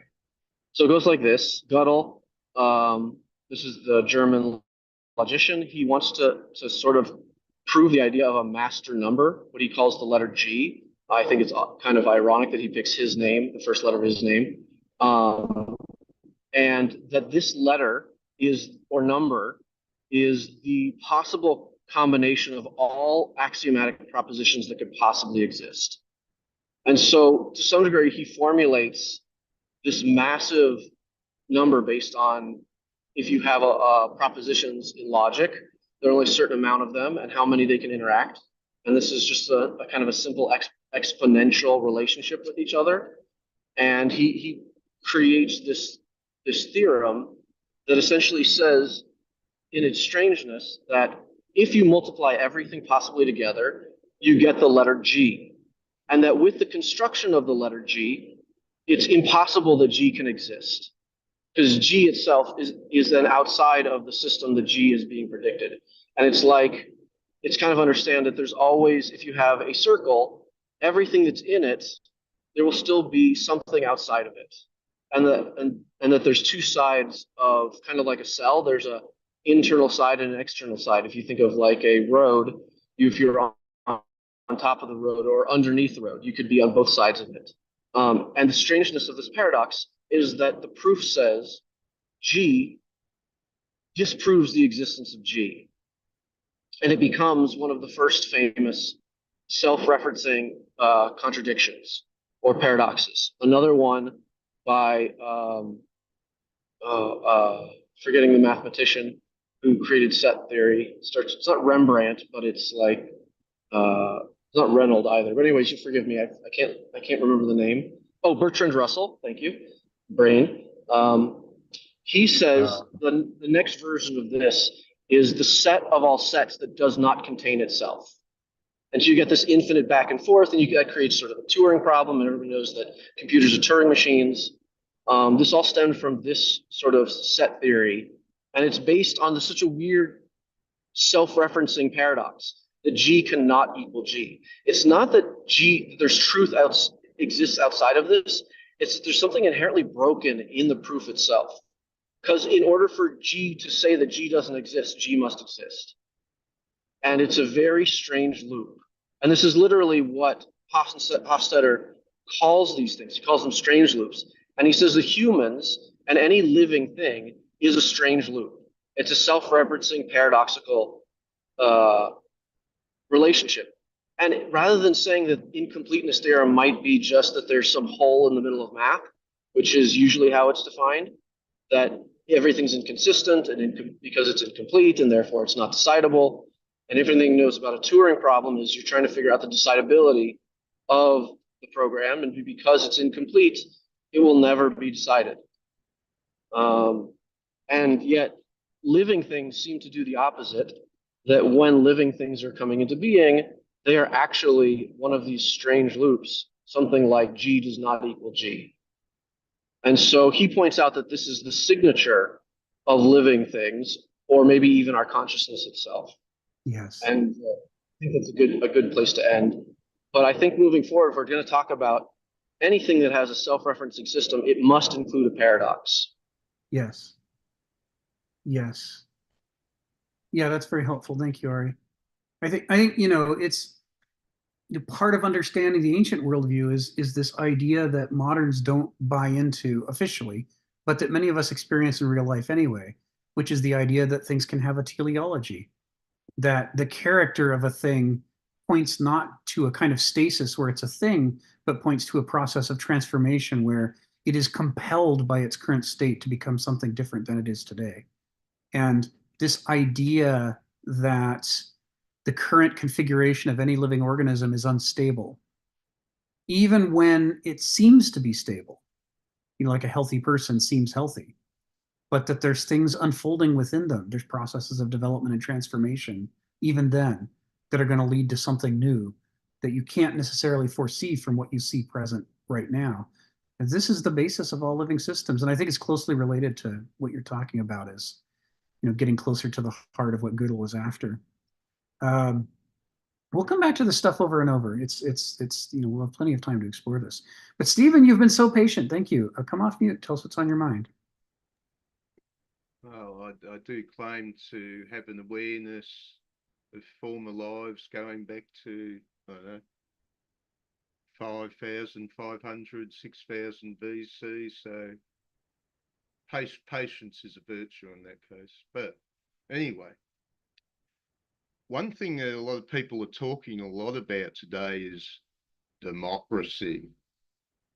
Democracy is good. It's the source of all sweetness in the universe. Oh, sorry. Got my mic. Can hear me clearer now. This thing about democracy, everyone goes around saying democracy is the absolute goodness. It's the sweetness of everything. And of course, the Greeks wouldn't have said that. They didn't say that. In fact, they said democracy had its problems. But in our discussions, when we were talking about Athens, I think, well, actually, Athens gave me the great clue as to what democracy was all about. Athens became a state dominated by its mercantile class. It had, in a sense, tossed out the aristocrat to a degree. Tossed out, because the aristocrat, we are warned, is not always good. He can be a tyrant. He can look at your property and think, the state could use that. I'll take your property. This was 17th century Britain with the Stuarts. Crown's a little broke today. I think I'll appropriate your property. And of course, the middle classes didn't like that. They wanted security with their property. So what do? You create democracy. You create a rule of law at a certain level. And of course, America today is erasing its middle class. And once it's finally succeeded in erasing its middle class, it'll also have erased its democracy. It's on the way out. Spengler will tell you, democracy is on the way out in the Western world. Because I'll go back to my original proposition, the medieval epoch attempted to erase the spirit. Today, we're going a step further. We're attempting to erase the soul. After all, why should I do things that the soul does? Like think, take responsibility. Oh, the state can do all that. I'll just lie in my bed and the state can tell me what to do. This is the dream. This is the socialist dream. Show me a socialist and I will show you that. This actually, I got this from Steiner. I don't know who he ripped it off from, because I think a lot of Steiner's idea were ripped off from other late German idealists, but he won't do the proper quote. He said, have you ever noticed something about socialists? He's talking back in World War One, when everybody was screaming for socialism. You'll discover that the most vocal in the support of a socialist future are the most anti-social people you could ever meet, because they don't want to do the job of sociability.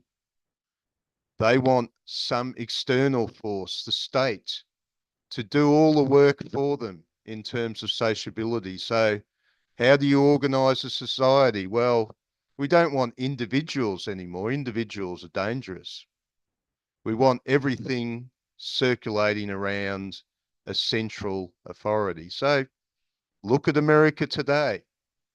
It's attempting to erase the individual, saying, oh, you can't have that opinion. It's not like we can, oh, okay, you have an opinion we don't like, we'll discuss it. Oh no, the very idea itself is dangerous. We must erase the individual. We must erase the individual thought, because then we'll make the perfect world. A giant machine which never goes wrong. The medieval epoch, the Western Church got rid of the spirit because the spirit was dangerous. I mean, look at a culture which retains the ancient pagan spirit, like the Vikings.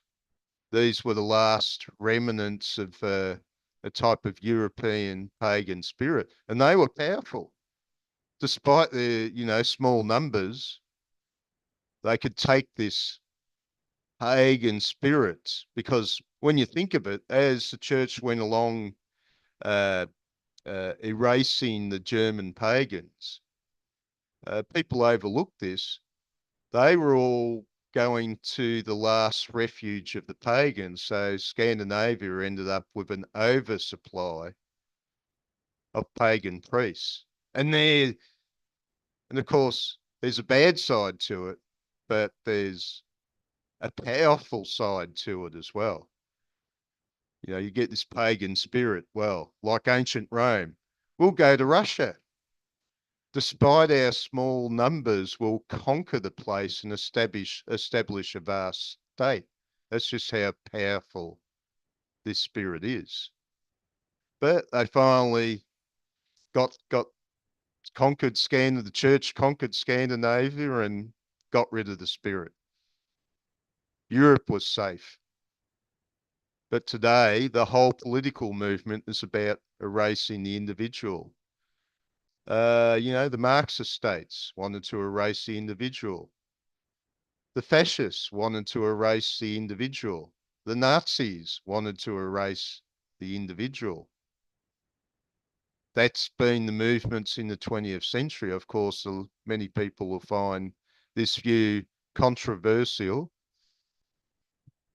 But, as some have pointed out, you look at the fascists, they were indeed socialists. They had just rewritten the rules a little bit. Of course, Benito Mussolini was originally a Marxist. When he saw World War I come along, and he saw that people were still, the grand plan had been the workers of the world would rise up in a unified spirit against the bosses. But no, they all went back to their particular nations. They all fought for the national war. Okay, thank you very much. Thank you for sharing that, Stephen. And with that, we've gotten through our Q&A, so I'm going to take us to the text. We can use our final hour to really dive into, get started on chapter 5. So I'm going to paste things in here as we go, and I'm going to start with his epigrams. One thing about Kenneth Smith is that part of the way that he writes is that first he looks for potent aphorisms and epigrams. He almost always does that. He maintains whole documents full of aphorisms and epigrams. See you next week, Aaron. And it's among the books that he would like to see us publish for him is the collections. Some of his just piles and piles and piles of chewy, pithy statements. So when you see these epigrams at the start of one of his chapters or interspersed within it, one of the keys to understanding is that he picked those long before he wrote the text, usually. And occasionally he'll be writing the text and it'll remind him of something, but that's not his normal working mode. His normal working mode is to go find the seeds from which the rest of it's going to grow. So each of these quotes is something pregnant with chapter 5 in some fashion that offers some clue to his thinking. So we start with Luke. For whoever will save his life shall lose it, but whosoever will lose his life for my sake, the same shall save it. So what do you see here? You see a direct contradiction. It's got an aphorismic structure, and it's got a, the weak shall be strong and the strong shall be weak kind of structure to it. We're familiar with this from the Bible. We're familiar with this from the New Testament, especially the things that Jesus says. He's constantly popping off with paradoxes, little parables that contain paradoxes.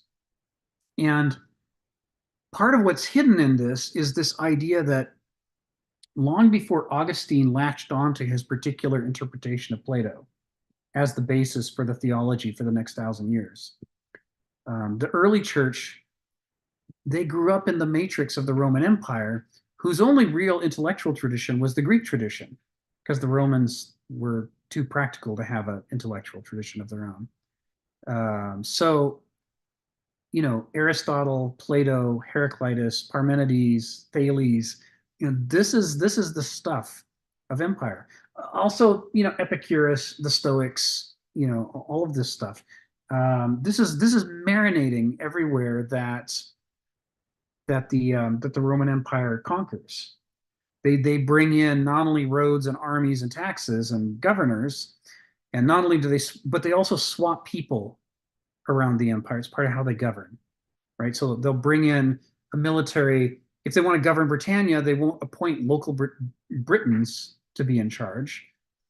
Maybe as a king, but as far as the enforcers, they'll bring people from Parthia, horsemen, which, by the way, is where Britain got its start in having a real horse stock for breeding, is from the Roman Empire importing Parthians and other people from the Eastern Front. They're swapping people left and right. There's an enormous amount of cosmopolitanism being created that's incidental to their strategies of empire and rule. And as part of that, everybody is soaking in these Greek philosophers and Greek traditions. If they've been conquered by Rome, then this is what they're soaking in. And it was under the Flavian emperors which is the middle of the 1st century, that Palestine was conquered and became part of the Roman Empire. And from that time on, Greek philosophy is, which they'd already had exposure to, right? Because there's commerce back and forth across the borders of the Roman Empire. But now Greek philosophy, in some form, in some modified form, this is all of Palestine is saturating in this stuff. There's a reason why the New Testament is not written in Aramaic. I mean, the first original things that we have are written in Greek, right? Because that's the educated language of empire, and the land is now part of the empire. So, these kinds of paradoxes, whether it's Zeno's paradox or whether it's Heraclitus's paradox or whatever, these things that are the stock in trade of Greek philosophy are very well known throughout Palestine within just a few decades. It's just everybody's being exposed to it all the time. And so you see this kind of a statement that's being made in the Gospel according to Luke. It's not just a statement from the heart. It's a statement that's meant to persuade. And in order to persuade, the following, yes. In order to persuade, it's trying to use the language of the people that they're trying to persuade. It's trying to speak in the language of Greek philosophy and of the patterns of Greek rhetoric. You following me so far? I mean, there is a strong influence on these things that we don't usually talk about. We don't usually talk about the actual imperial history, of the land and the people at the time that the letters and gospels were being written. But we should, because this strongly influences why people are saying things the way that they are. So here's this. And of course, part of what we see is we see a surface structure that matches the surface structure of you can't step in the same river twice, right? The way up and the way down are one and the same. There's all these paradoxical statements. But if you look more deeply, you see that, what's the name of the chapter, right? New wine and old wineskins. You see that the structure is being used for the opposite of the purpose that the Greeks used it for. The Greeks were obsessed with sophrosune. Which way is health and vitality? Life, right? Like Nietzsche talks about. Where is the greatest life to be found? How do we compensate for the fact that we're missing the compass that this crazy cat that's lying on me has, that points it in the direction of wanting and paying attention to the things that are good for it? Whereas, I want to be on a philosophy seminar and not eat my lunch. What's wrong with me? Well, I lack sophrosune, right? So in statements like, you can't step in the same river twice, Heraclitus is trying to point us in the direction of sophrosune. When Aristotle says man by nature is a political animal, he's trying to point us at sophrosune. Where is the life? But this statement is doing the opposite. It's saying, in order to live, you have to die. Death is where you find life, right? And not just any death, but death for my sake. Death in the name of the belief system that I'm giving you.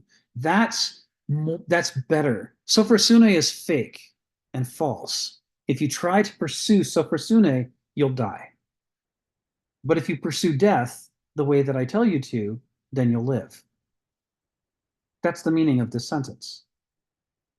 And it takes its motive power from the theological framework that says what happens here doesn't matter. What matters is what happens after you die. There's another life after you die. And in that life, your soul, instead of being not the real you, instead of being just the song that your body was singing, that now your body can't sing because you're dead, they've inverted the relationship and said, you are not your body.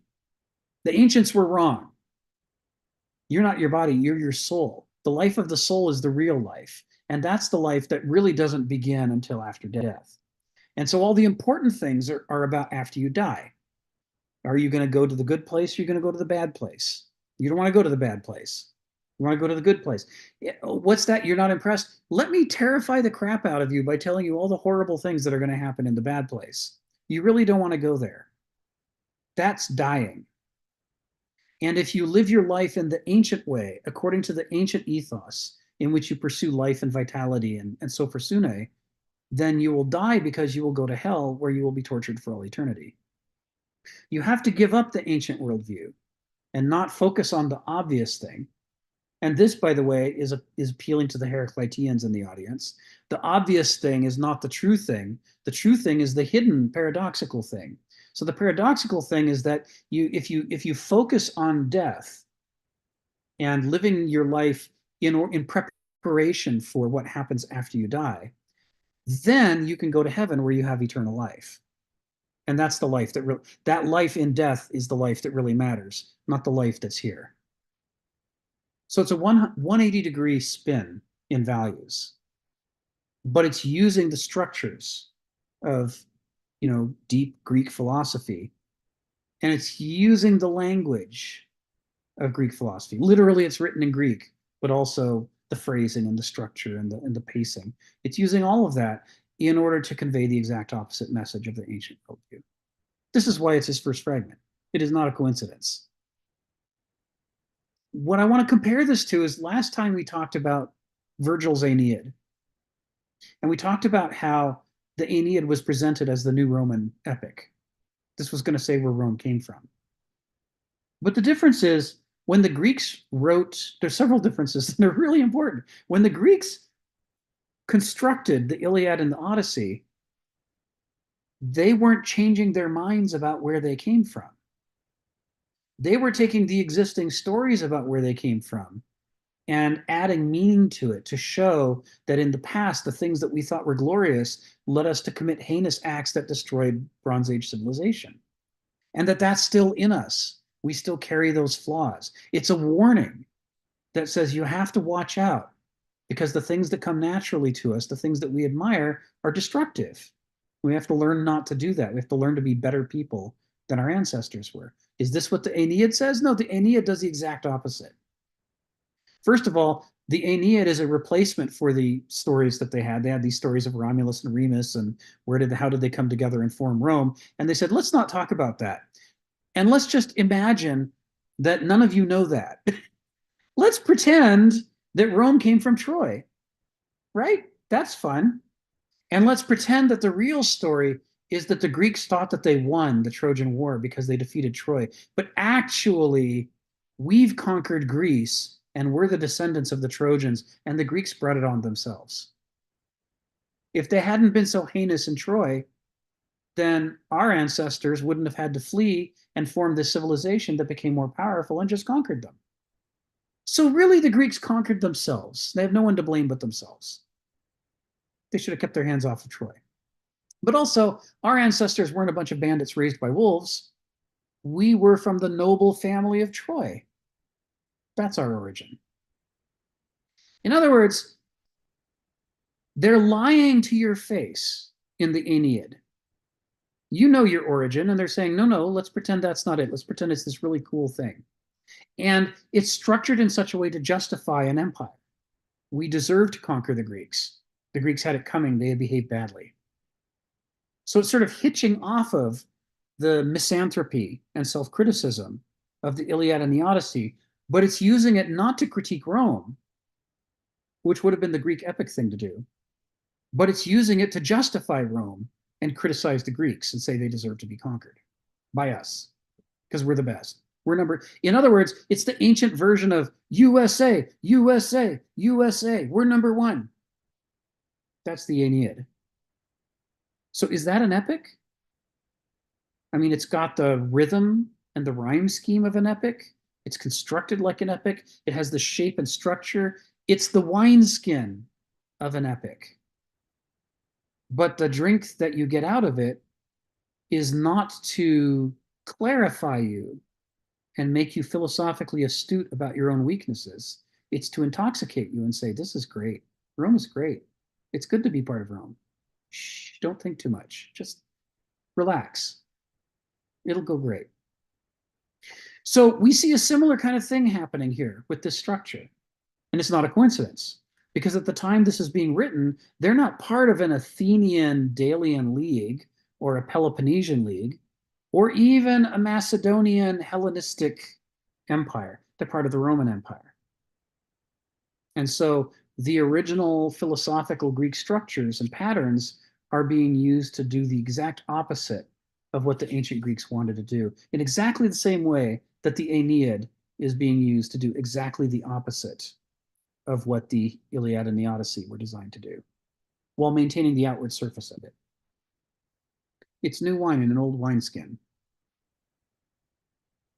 You see why he picked this? To kick off the discussion about the emergence, right? I mean, people have noted for a long time this issue that what Jesus said to do and what the imperial medieval church said to do are often opposites of each other, right? Jesus said, be poor, right? Rich people are not going to get into heaven. Be poor, give your money away, take care of people. Jesus said, hang out with prostitutes and lepers and miserable people and the people that everyone despises and make their lives better. He says it in as many ways as he can.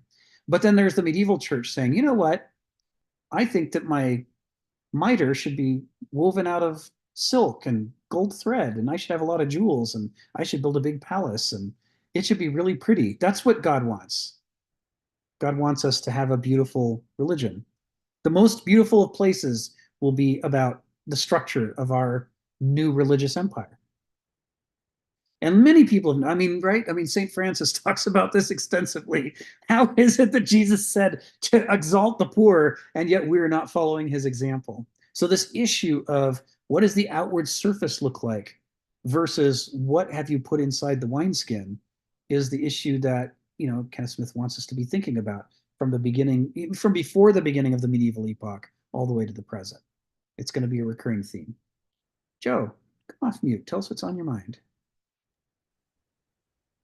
Yeah, I'm just thinking through actually a lot of different things that are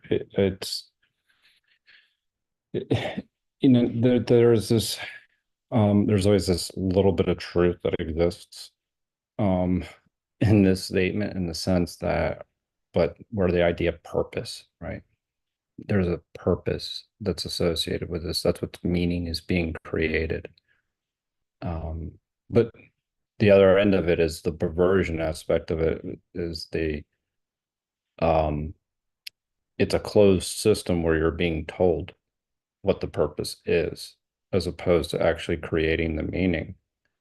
And so that's where it becomes very dangerous. It becomes a tool that is actually used to manipulate. So it's kind of the, you know, here's your life, the problem, and here's the solution.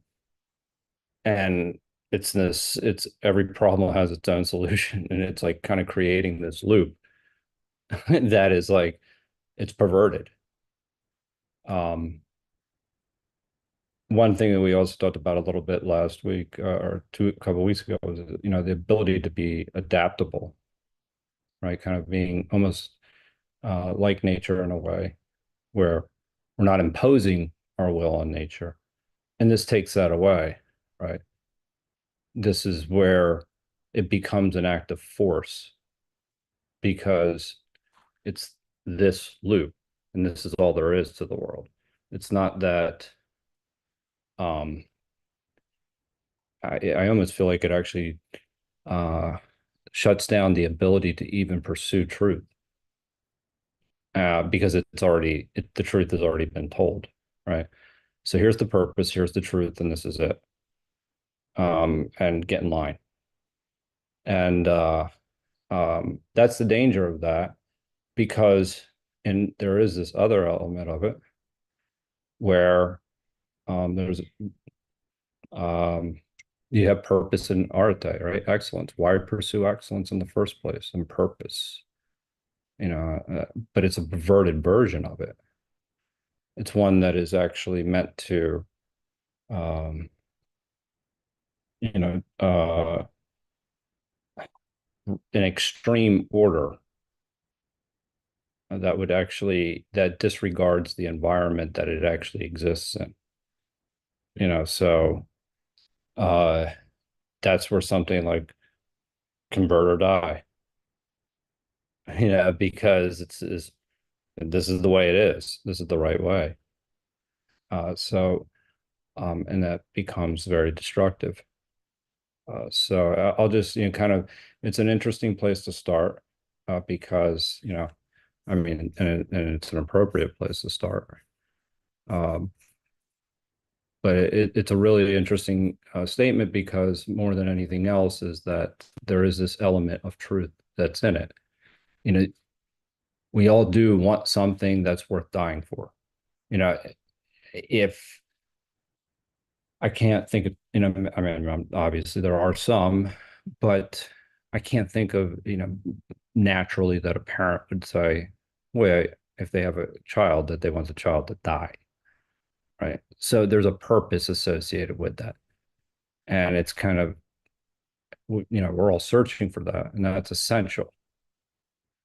And the purpose is outside, bigger than ourselves. But all of a sudden, now, here's the purpose, and this is it, right? And either listen to me, or you're outside that circle, and you're going to go to hell in the process.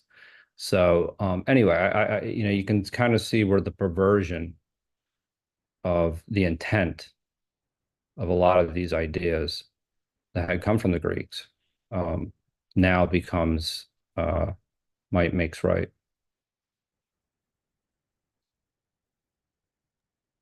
Thank you, Joe. Yeah, there's a so I've given half of it. And before I call on Phil, I'm gonna give the other half. Because remember, we talked about the fact that the medieval epoch can't be reduced to a single motive force, because on the one hand, there's this corrupt bureaucracy that's manipulating people. But on the other hand, there are all these true believers for whom it's the real deal, and they want to make a world of peace and love. And there is a tug of war going on for the soul of the medieval era, from beginning to end, from before the beginning to after the end, still to this day. So what's the other side of this statement? Well, the other side of the statement is, whoever wrote the gospel according to Luke, which we're pretty sure it wasn't Luke, but we just don't know who it was. Clearly they're Christian, this much we know. They're writing at a time of absolute defeat, when the Roman Empire has absolute power over people that used to be, independent peoples by comparison, within their lifetime or their parents' lifetimes. They remember, what it was like before and after, and they're sort of at the bottom of the well. So, Rome is proposing a way of life for them. If Rome's propaganda were true, the way of life that Rome was proposing would be anatheia. This is a, viable, health promoting, sustainable way of life. In other words, something that Sophrosyne should be pointing towards. But if Rome is wrong, and Rome is just corrupt as all hell, and they're in it for their money and power, then the way of life that they're promoting is not an anatheia, it's an anti-anatheia.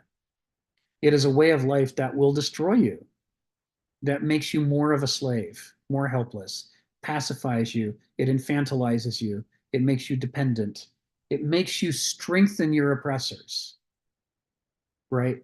So that until even work, which is the thing that's supposed to liberate us, instead enslaves us. The more we work, the less free we become, because all the money flows to our masters, and ultimately, to the emperor. So in that context, different people are going to be at different levels of desperation. Not everybody is at the point where they've lost everything and are willing to do anything to get out of their circumstances. Most people are somewhere in between. They've lost more than they like, but they still have things that they don't want to lose. And so for them, the choice, am I going to do the Roman thing and avoid getting in trouble and be able to maybe hang on to the good things I've got? Or am I going to rebel against Rome, in which case I'm going to have to lose the things that I've been desperately hanging on to, because those things are golden handcuffs. They're there to keep me from being free, because I'm afraid to lose them, right? So in that context, a statement like Luke 9:24 is revolutionary. It says you have to understand that the way of life that you're following and the things that you're afraid to give up, those things are handcuffs. They aren't really yours. They're the way that Rome is keeping you imprisoned within the system, which is a corrupt system, which is, it is not a life-affirming, healthy system. It's not sophrosyne. It's anti-sophrosyne. It's destructive, and we have to get out of it. So the thing that's interesting about these things that are being written during this particular age is that they simultaneously mean both things.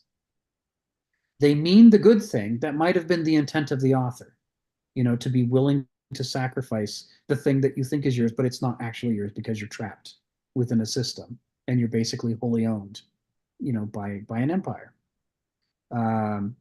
That might have been the intent of it, but it is simultaneously being manipulated by the new rising Orthodox hierarchy that wants to get in charge of all of the Christians and wants to stamp out heresies and get them lined up to make a neat, tidy imperial religion that they can use to co-opt the Roman Empire and take over its armies and its money and all the things that they lust for.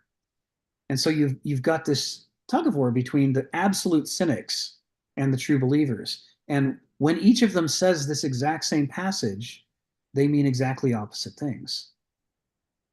Should you be revolutionaries? Or should you absolutely give up concerns about the things of this world and wait for the pie in the sky? And in the meantime, pacify and infantilize yourself. That is to say, is this about overthrowing the Roman Empire, or is this about establishing the new Holy Roman Empire? And it could be read both ways, depending on if you are a cynical Banausos or if you are an authentic believer who really wants, the peace and the love and the goodness.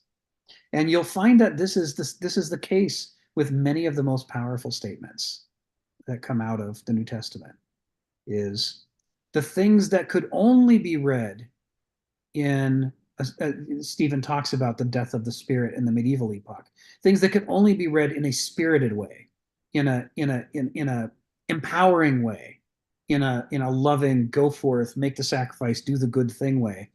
Those tended to get pruned or edited over the course of the first 4 centuries of Christianity into things that are ambiguous, things that could be used either way, because it's got to work for both audiences. If it doesn't work for the hierarchy won't let it in there. But on the other hand, if everybody's deeply attached to it because it means something powerful and spiritual, then the hierarchy can't really get rid of it. As we'll see when we get into the stuff about the editing of Paul's epistles and the editing of the Gospels that took place, we'll see that very rarely were they able to cut something out, because we're talking about a people that has an oral tradition. They remember what it says. If the new published edition doesn't include the thing that they've been teaching people for generations through memory and oral culture, then they'll know that it's been fucked with. And then they'll revolt. And so mostly the way that the editing happens over the first 4 centuries is that the hierarchy adds things, they insert things. And then people can say, well, of course I don't remember everything, so maybe I just never remembered that was there in the old version. Maybe it was always there. So anyway. Yeah, one thing I would just, if I may comment, it's, one thing that it's interesting that I think you used the perfect term with when you mentioned golden handcuffs. That's exactly what this is, right? And this is the problem sometimes with modernity throwing out everything, right? It's like, well, look, these are golden handcuffs in a distorted version of the truth, but there's something in it, right? And so when I was there were some people that I know, some people that took, they used to be able to get their clearances to work at high in security areas. And there, I had friends in that area, and then I had friends that were offered that. And they, the friends that went the route, that went in the cleared route, ended up not being able to work anywhere else but doing this type of work because they had this clear. And it was so, they're like, these are the golden handcuffs. Yes, they're employed. Yes, they have, but they cannot do anything outside of this. So they're locked into this system. And so, to the credit of some of the individuals that I knew, they were also offered, and it's almost like bite the apple. And they were offered and they said, no, absolutely not. Because, you get locked into that, and they wanted the ability to pursue the work that they enjoyed, and to be able to choose the type of work that they enjoyed and that they identified with, that was aligned with their purpose. So, there were other people that were interested in supporting, actually, believe it or not, soil systems, kind of looking at that. But they were using cloud computing. These were cloud computing engineers, right? And so here's this other aspect of it. You can go down this road and you have people that are locked in to this purpose, and it's dictated to them. And then you have this other side, which is like, no, I'm going to do what's best aligned with what's my values and what I am. But then whatever would be fed to those other guys, the type of work, they could agree with it or not.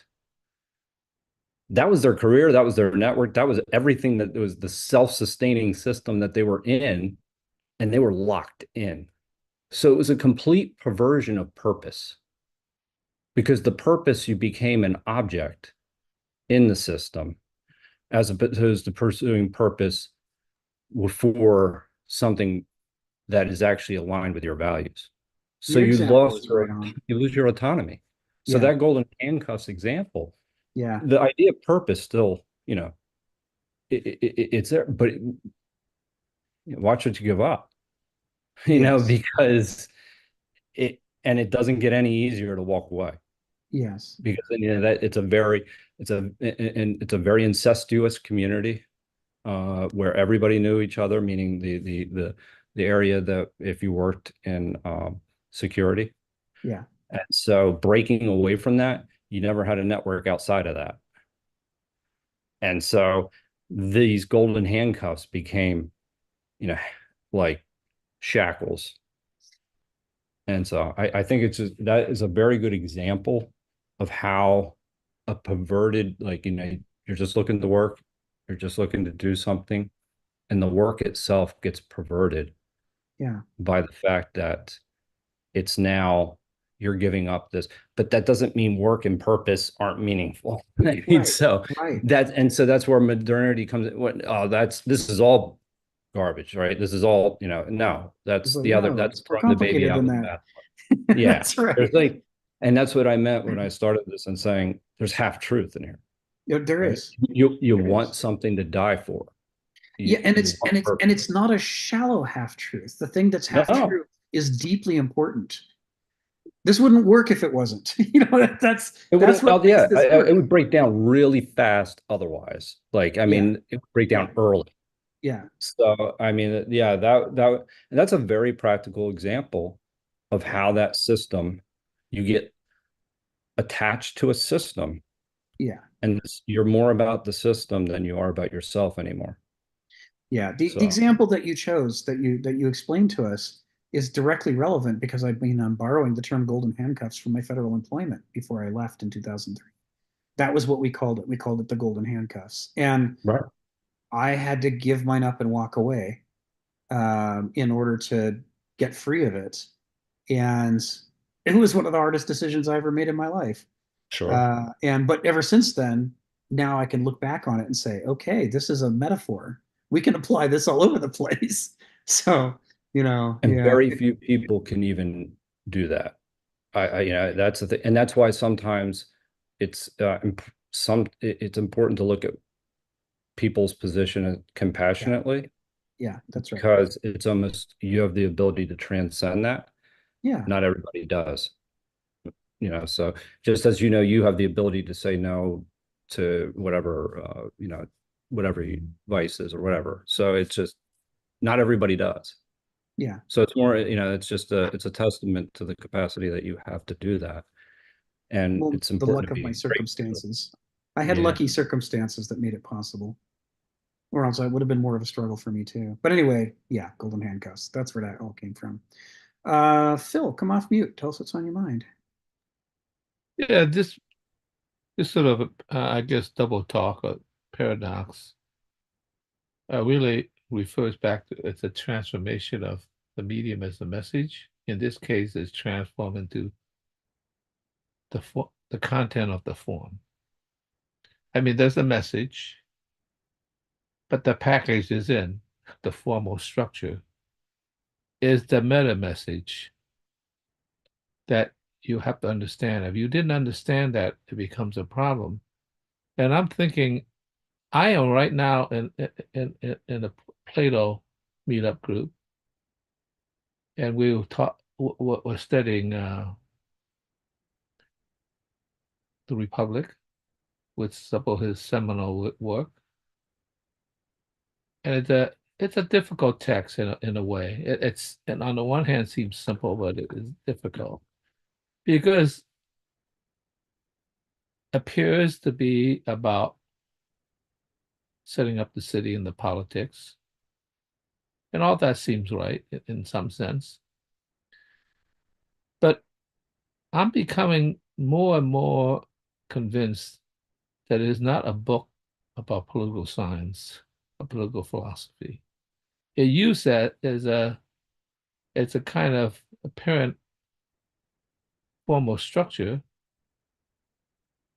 but I think in the ambiguity and the contradiction that's within it or the struggle within it, it almost seems to be conditioning you for becoming a philosopher, philosophical thinking, right? In other words, it's not about building the city and the sky. Although I got kind of upset in chapter 9 when it ended that way, like it may never happen, but even if it doesn't happen, it's a good thing. Okay, you can read that as ambiguous thing. It's a good thing. I do believe that in some sense it's a good thing because you have this thing to, in a sense, to strive for, to think about, but also have this thing to reflect back on the fact that, there's a funny relationship about it existing and not existing, and that becomes a philosophical problem. So in some sense, I think if you construct something, I think the problem is that with most people, I don't want to overstress that because it makes me sound like I'm trying to be an elitist. They're lured in by the simple content, just follow the story. The narrative will tell you the thing. But you have to look beneath that or above that, one way or the other, the meta message or the underlying hidden message. I think if you don't understand that, it's actually one of the things that, for instance, that capitalism is so powerful. Capitalism is really powerful because it offers something that seems like you want, and you're trapped into the system in itself. Particularly capitalism that has transformed itself from the market and the money exchange to a debt culture, credit and debt. Because once you get into credit and debt, then what happened is the credit seems awfully good at first. You could get all sorts of things. But you don't realize that in some sense, you're going to have to pay it back. If not you, certainly your children. Somebody have to pay it back.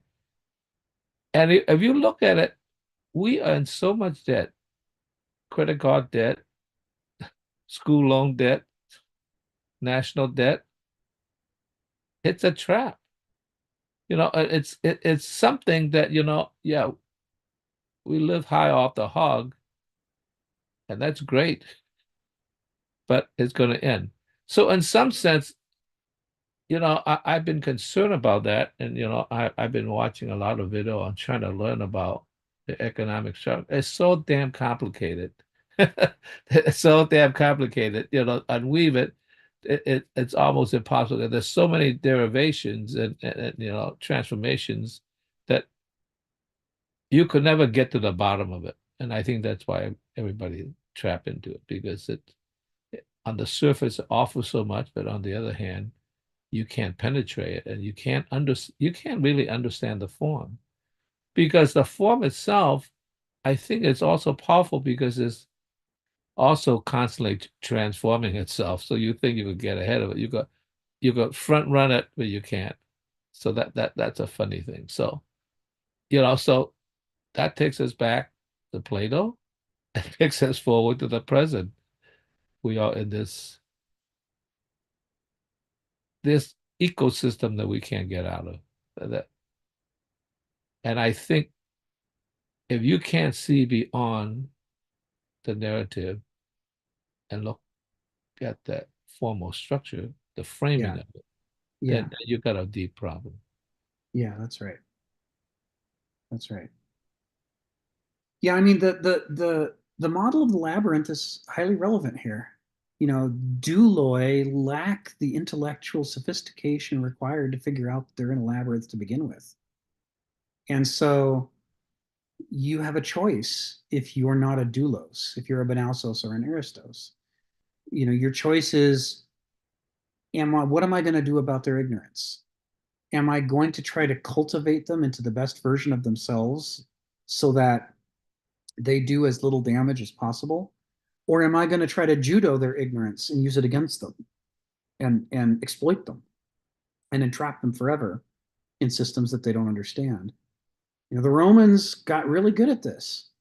I mean, by comparison, what the Athenians did with the Delian League in the Peloponnesian War was like child's play. They didn't try to trick these guys. They basically just said, like they said in the Melian dialogues, do what we say, or we're going to kill all the men and rape all the women and sell the women and children into slavery. And that's what's going to happen. And the Romans figured out that you can't tell people those things.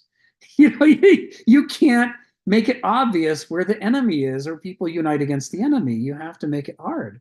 So the Romans say, we're not Romans, we're Trojans. Hell, we're Greeks.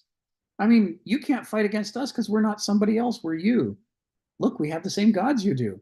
Look, we're building temples to your gods. How can you fight that? Look how virtuous we are, the son of Hector. We're the sons. We're your best buddies there. So this role of trickery and deception and the con man and the moving the cups too quickly to figure out where something is. This is the Romans. This is what Kenneth Smith means when he talks about Rome as being the rotten end of the ancient epoch. Is that honesty, that candidness has been replaced with the exact opposite, a kind of scheming and Machiavellianism. You see it in the Anglo-Saxon England when you start to realize that most of the Anglo-Saxon conquest of the Celts in England, in the British Isles, was not done through force. Most of it was done through a trick of the legal system that said that the oath weight of a Saxon is worth more than the oath weight of a Celt. And the Celts were like, well, I mean, that's unfair, but on the other hand, there's so many more of us than there are of you. That should be fine. But it wasn't fine.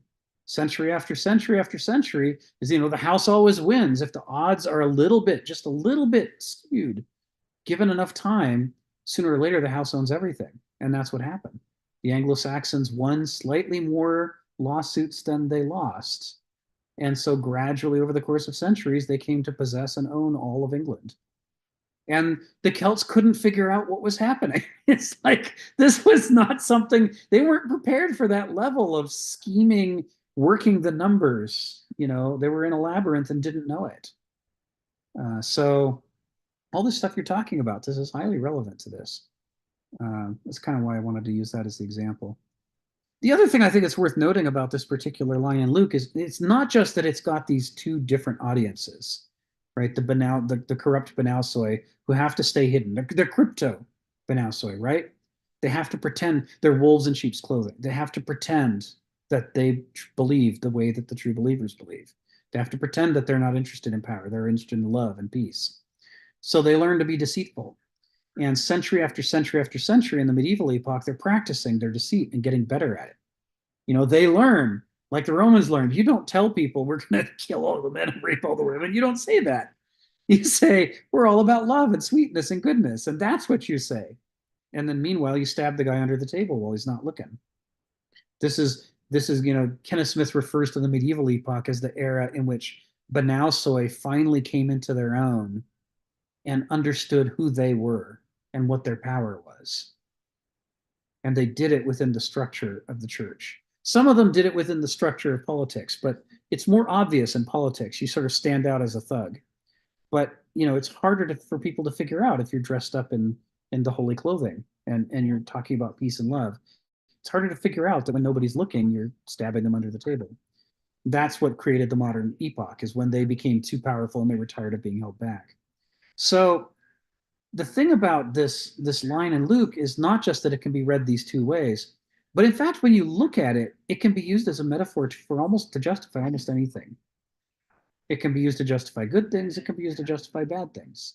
It's got too much symmetry. It is a direct contradiction. Whereas when you look at Heraclitus's paradox, they're never 100% symmetrical. There is always a inequity in the balance of the contradiction that points the way to how you decipher what he's really talking about. And once you see the inequity in the balance in the Heraclitean paradox, and maybe sometime in the next year we'll pick one, just to show that I'm not making this up, you can use it to decode what he's talking about, and you realize it can only be legitimately read one way. It's read, it can be confusing. You could just stand there baffled and not understand it. That's easy to do with a paradox. But if you actually decipher it, it can only be deciphered. So a good example, which I'll just breeze past right now, is you can't step in the same river twice. Almost every reader understands that that's talking about a world of flux. It's only the really extreme ideologues who come at it and say, see, he said same river, that means nothing changes. And all the other interpreters are like, yeah, right. You clearly had your thumb on the scale to read this statement to mean that nothing flows or changes, because it's so clear from the structure of the paradox that it's pointing to that, right? It has a meaning of its own. It's what Kenneth Smith calls value laden. It's not value neutral. It's not like a hammer that could be used for anything. It can only be used to build a certain kind of building, to deliver a certain kind of message. But this statement, this is a direct contradiction. There is no asymmetry to tell you that it's meant one specific way and not any other way. Maybe the original version had that asymmetry before it got tinkered with. But the version that comes down to us has been neutralized to the point that it's got too much symmetry, which means it is just a hammer and it could be used to build anything. You could justify glorious, beautiful, loving, peaceful things with it, or you could justify a Holocaust or ecocide with it. When you look at it and you see that structurally, you realize that this new wine and old wineskins thing that Kenneth's talking about, this is a potent transformation. The replacement of things like the Iliad with things like the Aeneid introduces a new level of power and danger into social and political relationships. So, anyone who didn't see Stephen's comment in the chat. So, Stephen, come off mute. Tell us what's on your minds. People criticize me for this, but I take Nietzsche's point. Oh, I can't quite hear you. Oh, sorry. Better get the microphone again. Laplace. Laplace is the French philosopher, astronomer, who theorized that the universe was a whole load of little small particles that bounced off each other. And I don't know if Nietzsche originated the thought of, I think this is what he's talking about in Eternal Return. Well, Nietzsche thought if Laplace is right, that means at some point, since the universe, going by the standards of his time, things have changed. But the universe is eternal. The little particles are going to keep on bouncing off each other for all eternity, which means The same combinations at some point are going to come back. There'll be a day again when there'll be a 19th century, and there will be a Nietzsche, and we'll be doing all the same stuff over and over again. And this was probably the basic concept of the cosmos in his own era. I don't know if Nietzsche actually agreed with it, but he's making that point. You guys believe this. Here's the result. You're going to come back again and again and again like Groundhog Day for the rest of eternity. This is what you're preaching. I was going to, raise another point that, when we're getting into the book of Revelation, John of Patmos. Now, I believe it's purely an internal experience. If John of Patmos was talking about Nero, he was talking about the internal Nero, the internal oppressor. Don't worry about the external oppressor. He'll come and go, but the internal oppressor might be there for the rest of eternity. And one of the giveaways is when he says, when people see the spirit coming, our natural reaction is going to be, take this burden away from me, cover me mountains, hide me rocks. I don't want to see the spirit because it's too much of a burden. Freedom is too much of a responsibility. Take it away, please. That was for me, that was a huge giveaway in the apocalypse. When he's saying, that's my natural reaction. If I see the spirit, take away that burden, which is what the entire Roman culture was up to. Don't engage in philosophy. It's bad for you. I want to make another point, and this is what's disturbing me about a lot of philosophy meetings. And people seem to have adopted a very unbalanced idea and analysis. And it's like Nietzsche walks into the room and he sees a couple of other philosophers looking down a hole in the floor. And they're obsessed with the smallest detail. And Nietzsche's saying, no, you guys need to learn how to dance. He talks about the tightrope walker. This is a trip. You have to walk along this line and not fall either way. But the whole modern tendency is just jump over one side, and that's the easiest way to go. Just sit there with a one-sided process. And you look at all the early axial age philosophers, and they're talking about balance. What Nietzsche is trying to revive. And I go to a lot of these meetings, a lot of these analytical guys, it's like they've got a screwdriver, they've got a screw in the wood, and they're tightening it down. Well, if tightening down the screw is a good thing, the more you tighten it down, the better. So they just keep on going till they've threaded the screw and whatever. I mean, if Nietzsche came in with his juggling act, here I am, I'm juggling the orange balls.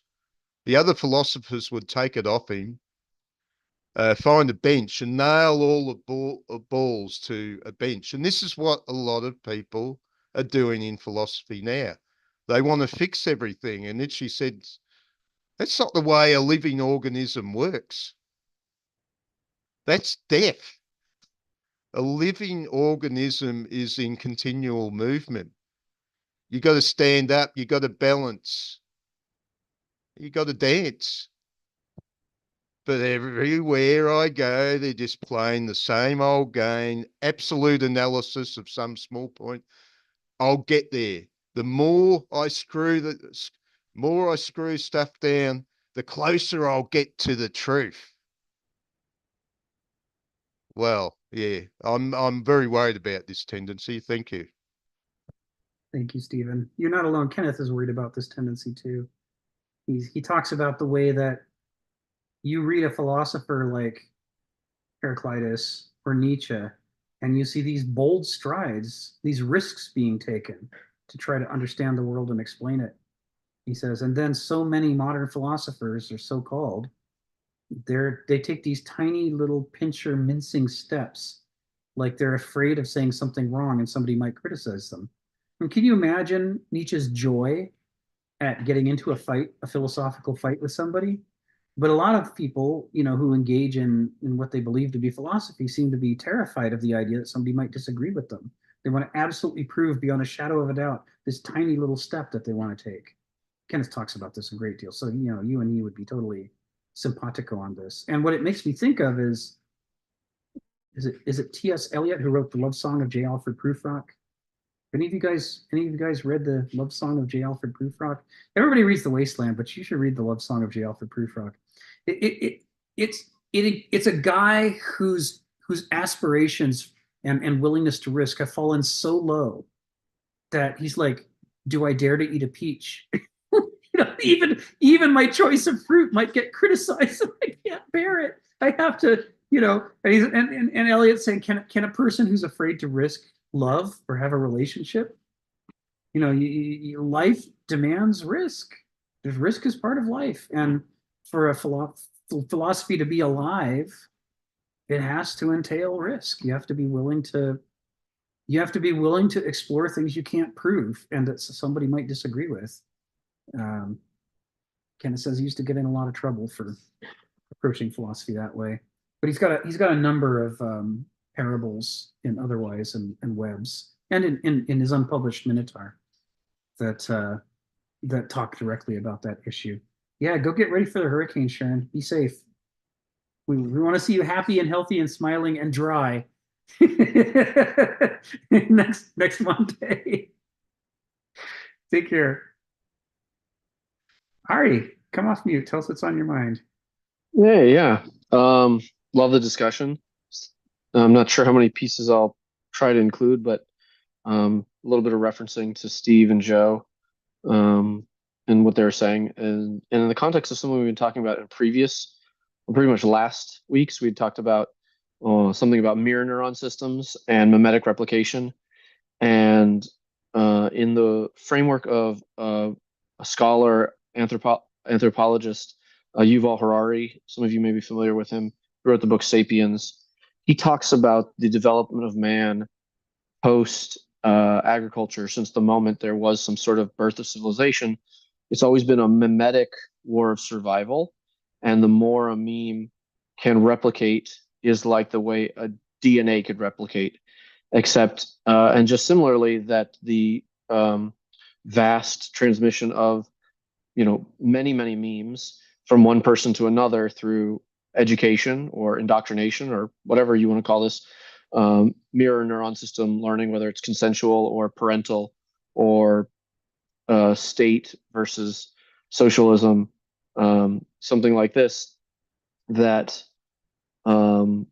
it's pretty much at this point humans are doing a mimetic Darwinism, which is very much Lamarckianism. Which behaviors themselves are going to survive and how they're going to then saddle the people instead of the people saddling the ideas. And I think something we're seeing very specifically interesting was sort of in relationship to what I think he's gone, which Zelek was saying, is that when you had the organism of the single Jewish nation with their monotheism and their big temple, when all that was destroyed, it to some degree is the death of an organism.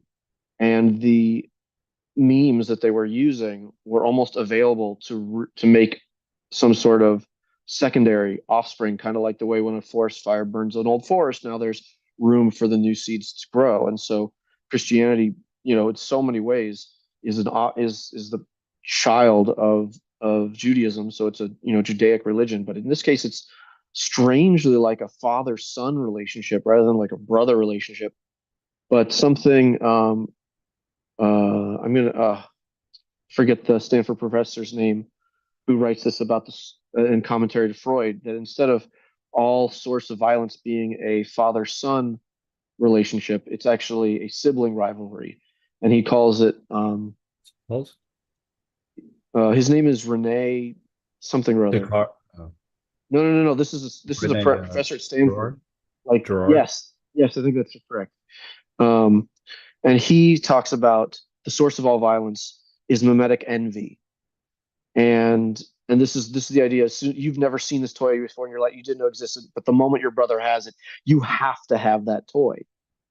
And this is the nature of envy in general, and it's seeing what other people have and do, and you want it. And the healthy version of this is to replicate it. Like if someone has, let's say, a loving relationship with their parents, I don't want to kill him and become the son.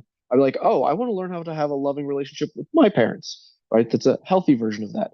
And so envy in this case is really, there's two versions of it. This is also, we've talked about this idea, and again, my memory is failing me a little bit, but there's again a Paul Conti, that's his name. He has a pillar of self that's based on the aggressive drive and the pleasure drive, and he specifically talks about these ideas in the same way, that the way the self is constructed and the memes that are necessary to produce it, and the way the stories we tell ourselves. And sorry, I'm losing a little bit of train of thought. There's so much going on. It's very exciting. That mimetic replication is happening primarily in humans, and that the memes themselves, as they saddle us, in some ways we're getting less sophisticated and they're getting more sophisticated. And this is with the old wine and the new skin. This is the tricks of ideas in terms of propaganda. Certain types of deceit are now taken to new levels. And there's also radical transformation with monotheism that, as Harari says, with the real update to mimetic replication here, and what's so attractive that it ultimately destroys the Roman Empire, that's ironic, is the winners become the losers and the losers become the winners, is that the Jewish mimetic virus, so to speak, this information, infects Rome, kills the organism, and repopulates the host with some sort of new version of a monotheistic culture that's now beholden to this idea and been saddled by this idea rather than whatever idea Rome had before. And the idea is, again, mimetic replication requires evolution and therefore sophistication of these systems, to the point where capitalism right now is very, very sophisticated. It's very difficult to do anything against capitalism because that would produce goods and services that in itself is then co-opted for more profits. Any sort of growth model is going to be co-opted by capitalism. So capitalism sort of become the mother of all growth mechanisms. And this is an update of the mercantile, the Banausai almost to some degree, their way of life, and that just evolving. And instead of similar, you'd think the Aristoi way of life would also be updating with new and better ways of having a top-down system rather than a bottom-up system. If we're talking about, I think Stephen was saying this, why is democracy failing? If I'm going to say it again, something very like I'm five, it's because it's a bottom-up system, and all systems need top-down modulation. And so the top-down modulation used to be things like the Constitution, but that's being, looked at so many different ways and shredded apart and basically ignored in a lot of ways, or at least misunderstood. So that's also become a bottom-up system. When you have a bottom-up system, that's just a populist mob getting ready to do whatever it wants, and the only thing that it cares about to some degree is bread and circuses, right? And so you keep the people fed, and you kept them entertained, and then they'll be distracted. And then they've lost everything that they had once gained for. And as I believe it's actually John Locke that says this, is we shouldn't forget that the difference between license and liberty. License is the freedom to do whatever you want, and liberty is to do what you should. And people will never be free unless they have liberty. And so this is, and again, sort of a reference to Sofer Sune, that liberty is actually a product of Sofer Sune, and that there's self-guidance and limitations. And what he really says at the same time is any free society is a moral achievement. Mm-hmm. This is a vastly misunderstood, because the marketplace has no morals, because the state is just a populist engine of do whatever the populists in this democracy want. It's also not a moral engine. Therefore, freedom dies because there isn't a moral generator. It used to be religion, if religion were actually good. This idea of but at least in the sense, if we fit the model, religion was the top-down modulation. And this Right. is the reason why Christianity is so wonderfully powerful, as according to Yuval Harari. He doesn't call it a top-down modulation, but essentially he says that it's a universal for every person can now have a relationship with this monotheistic God instead of just this one small nation of family group of Jews. They're hoarding it. Now it's for everyone, and the way you can connect to that God is through me. That's basically what Jesus says. And Mhm. now it doesn't matter if you're rich or poor. And so the universality, the appealing to men and women, rich and poor, Mhm. made it so that it could form a basis as a top-down to a bottom-up system. And this Yes. is just the idea of any universal mythology. We talked about mythologies and ideologies being something that's just story that's productive or useful. Well, its primary effectiveness is going to be how much of a top-down modulation it's able to instruct on its bottom up. And I think a simple way of understanding this is when you get a coach that can really, really talk to the team. So the team is the bottom up. That's what all we are. But if you have some single thing, mythology in this case, or governing system that people actually believe in, and it's really universal for them, then it becomes incredibly powerful. And I think this is how Christianity infected all of the Western world. It was Yes. transformed. It wasn't the Judaism God thing, because that was just small time for what is called a tiny nation. This was Mhm. now blown up for everyone, and in good faith too. I mean, that's the Yes. best part about it, right? It's something accessible for everyone, and it allows them Yes. to connect to all of their fellows. In theory, this is the beautiful idea of how to get people to cooperate. Yes, At but least see, we're gonna have to do it next week okay, because yeah, we're out of time today. Oh no. But this is great stuff, all right. I'm loving it. yeah. This is exactly where we need to go. Thanks so much. I really enjoy spending time with you guys. Is there a meeting next week? Yeah, All right, sounds good. yeah. So All right, I'll see all y'all then. I hope you had a good time, and we'll pick this up again and move on to the first sentence. Have a good week.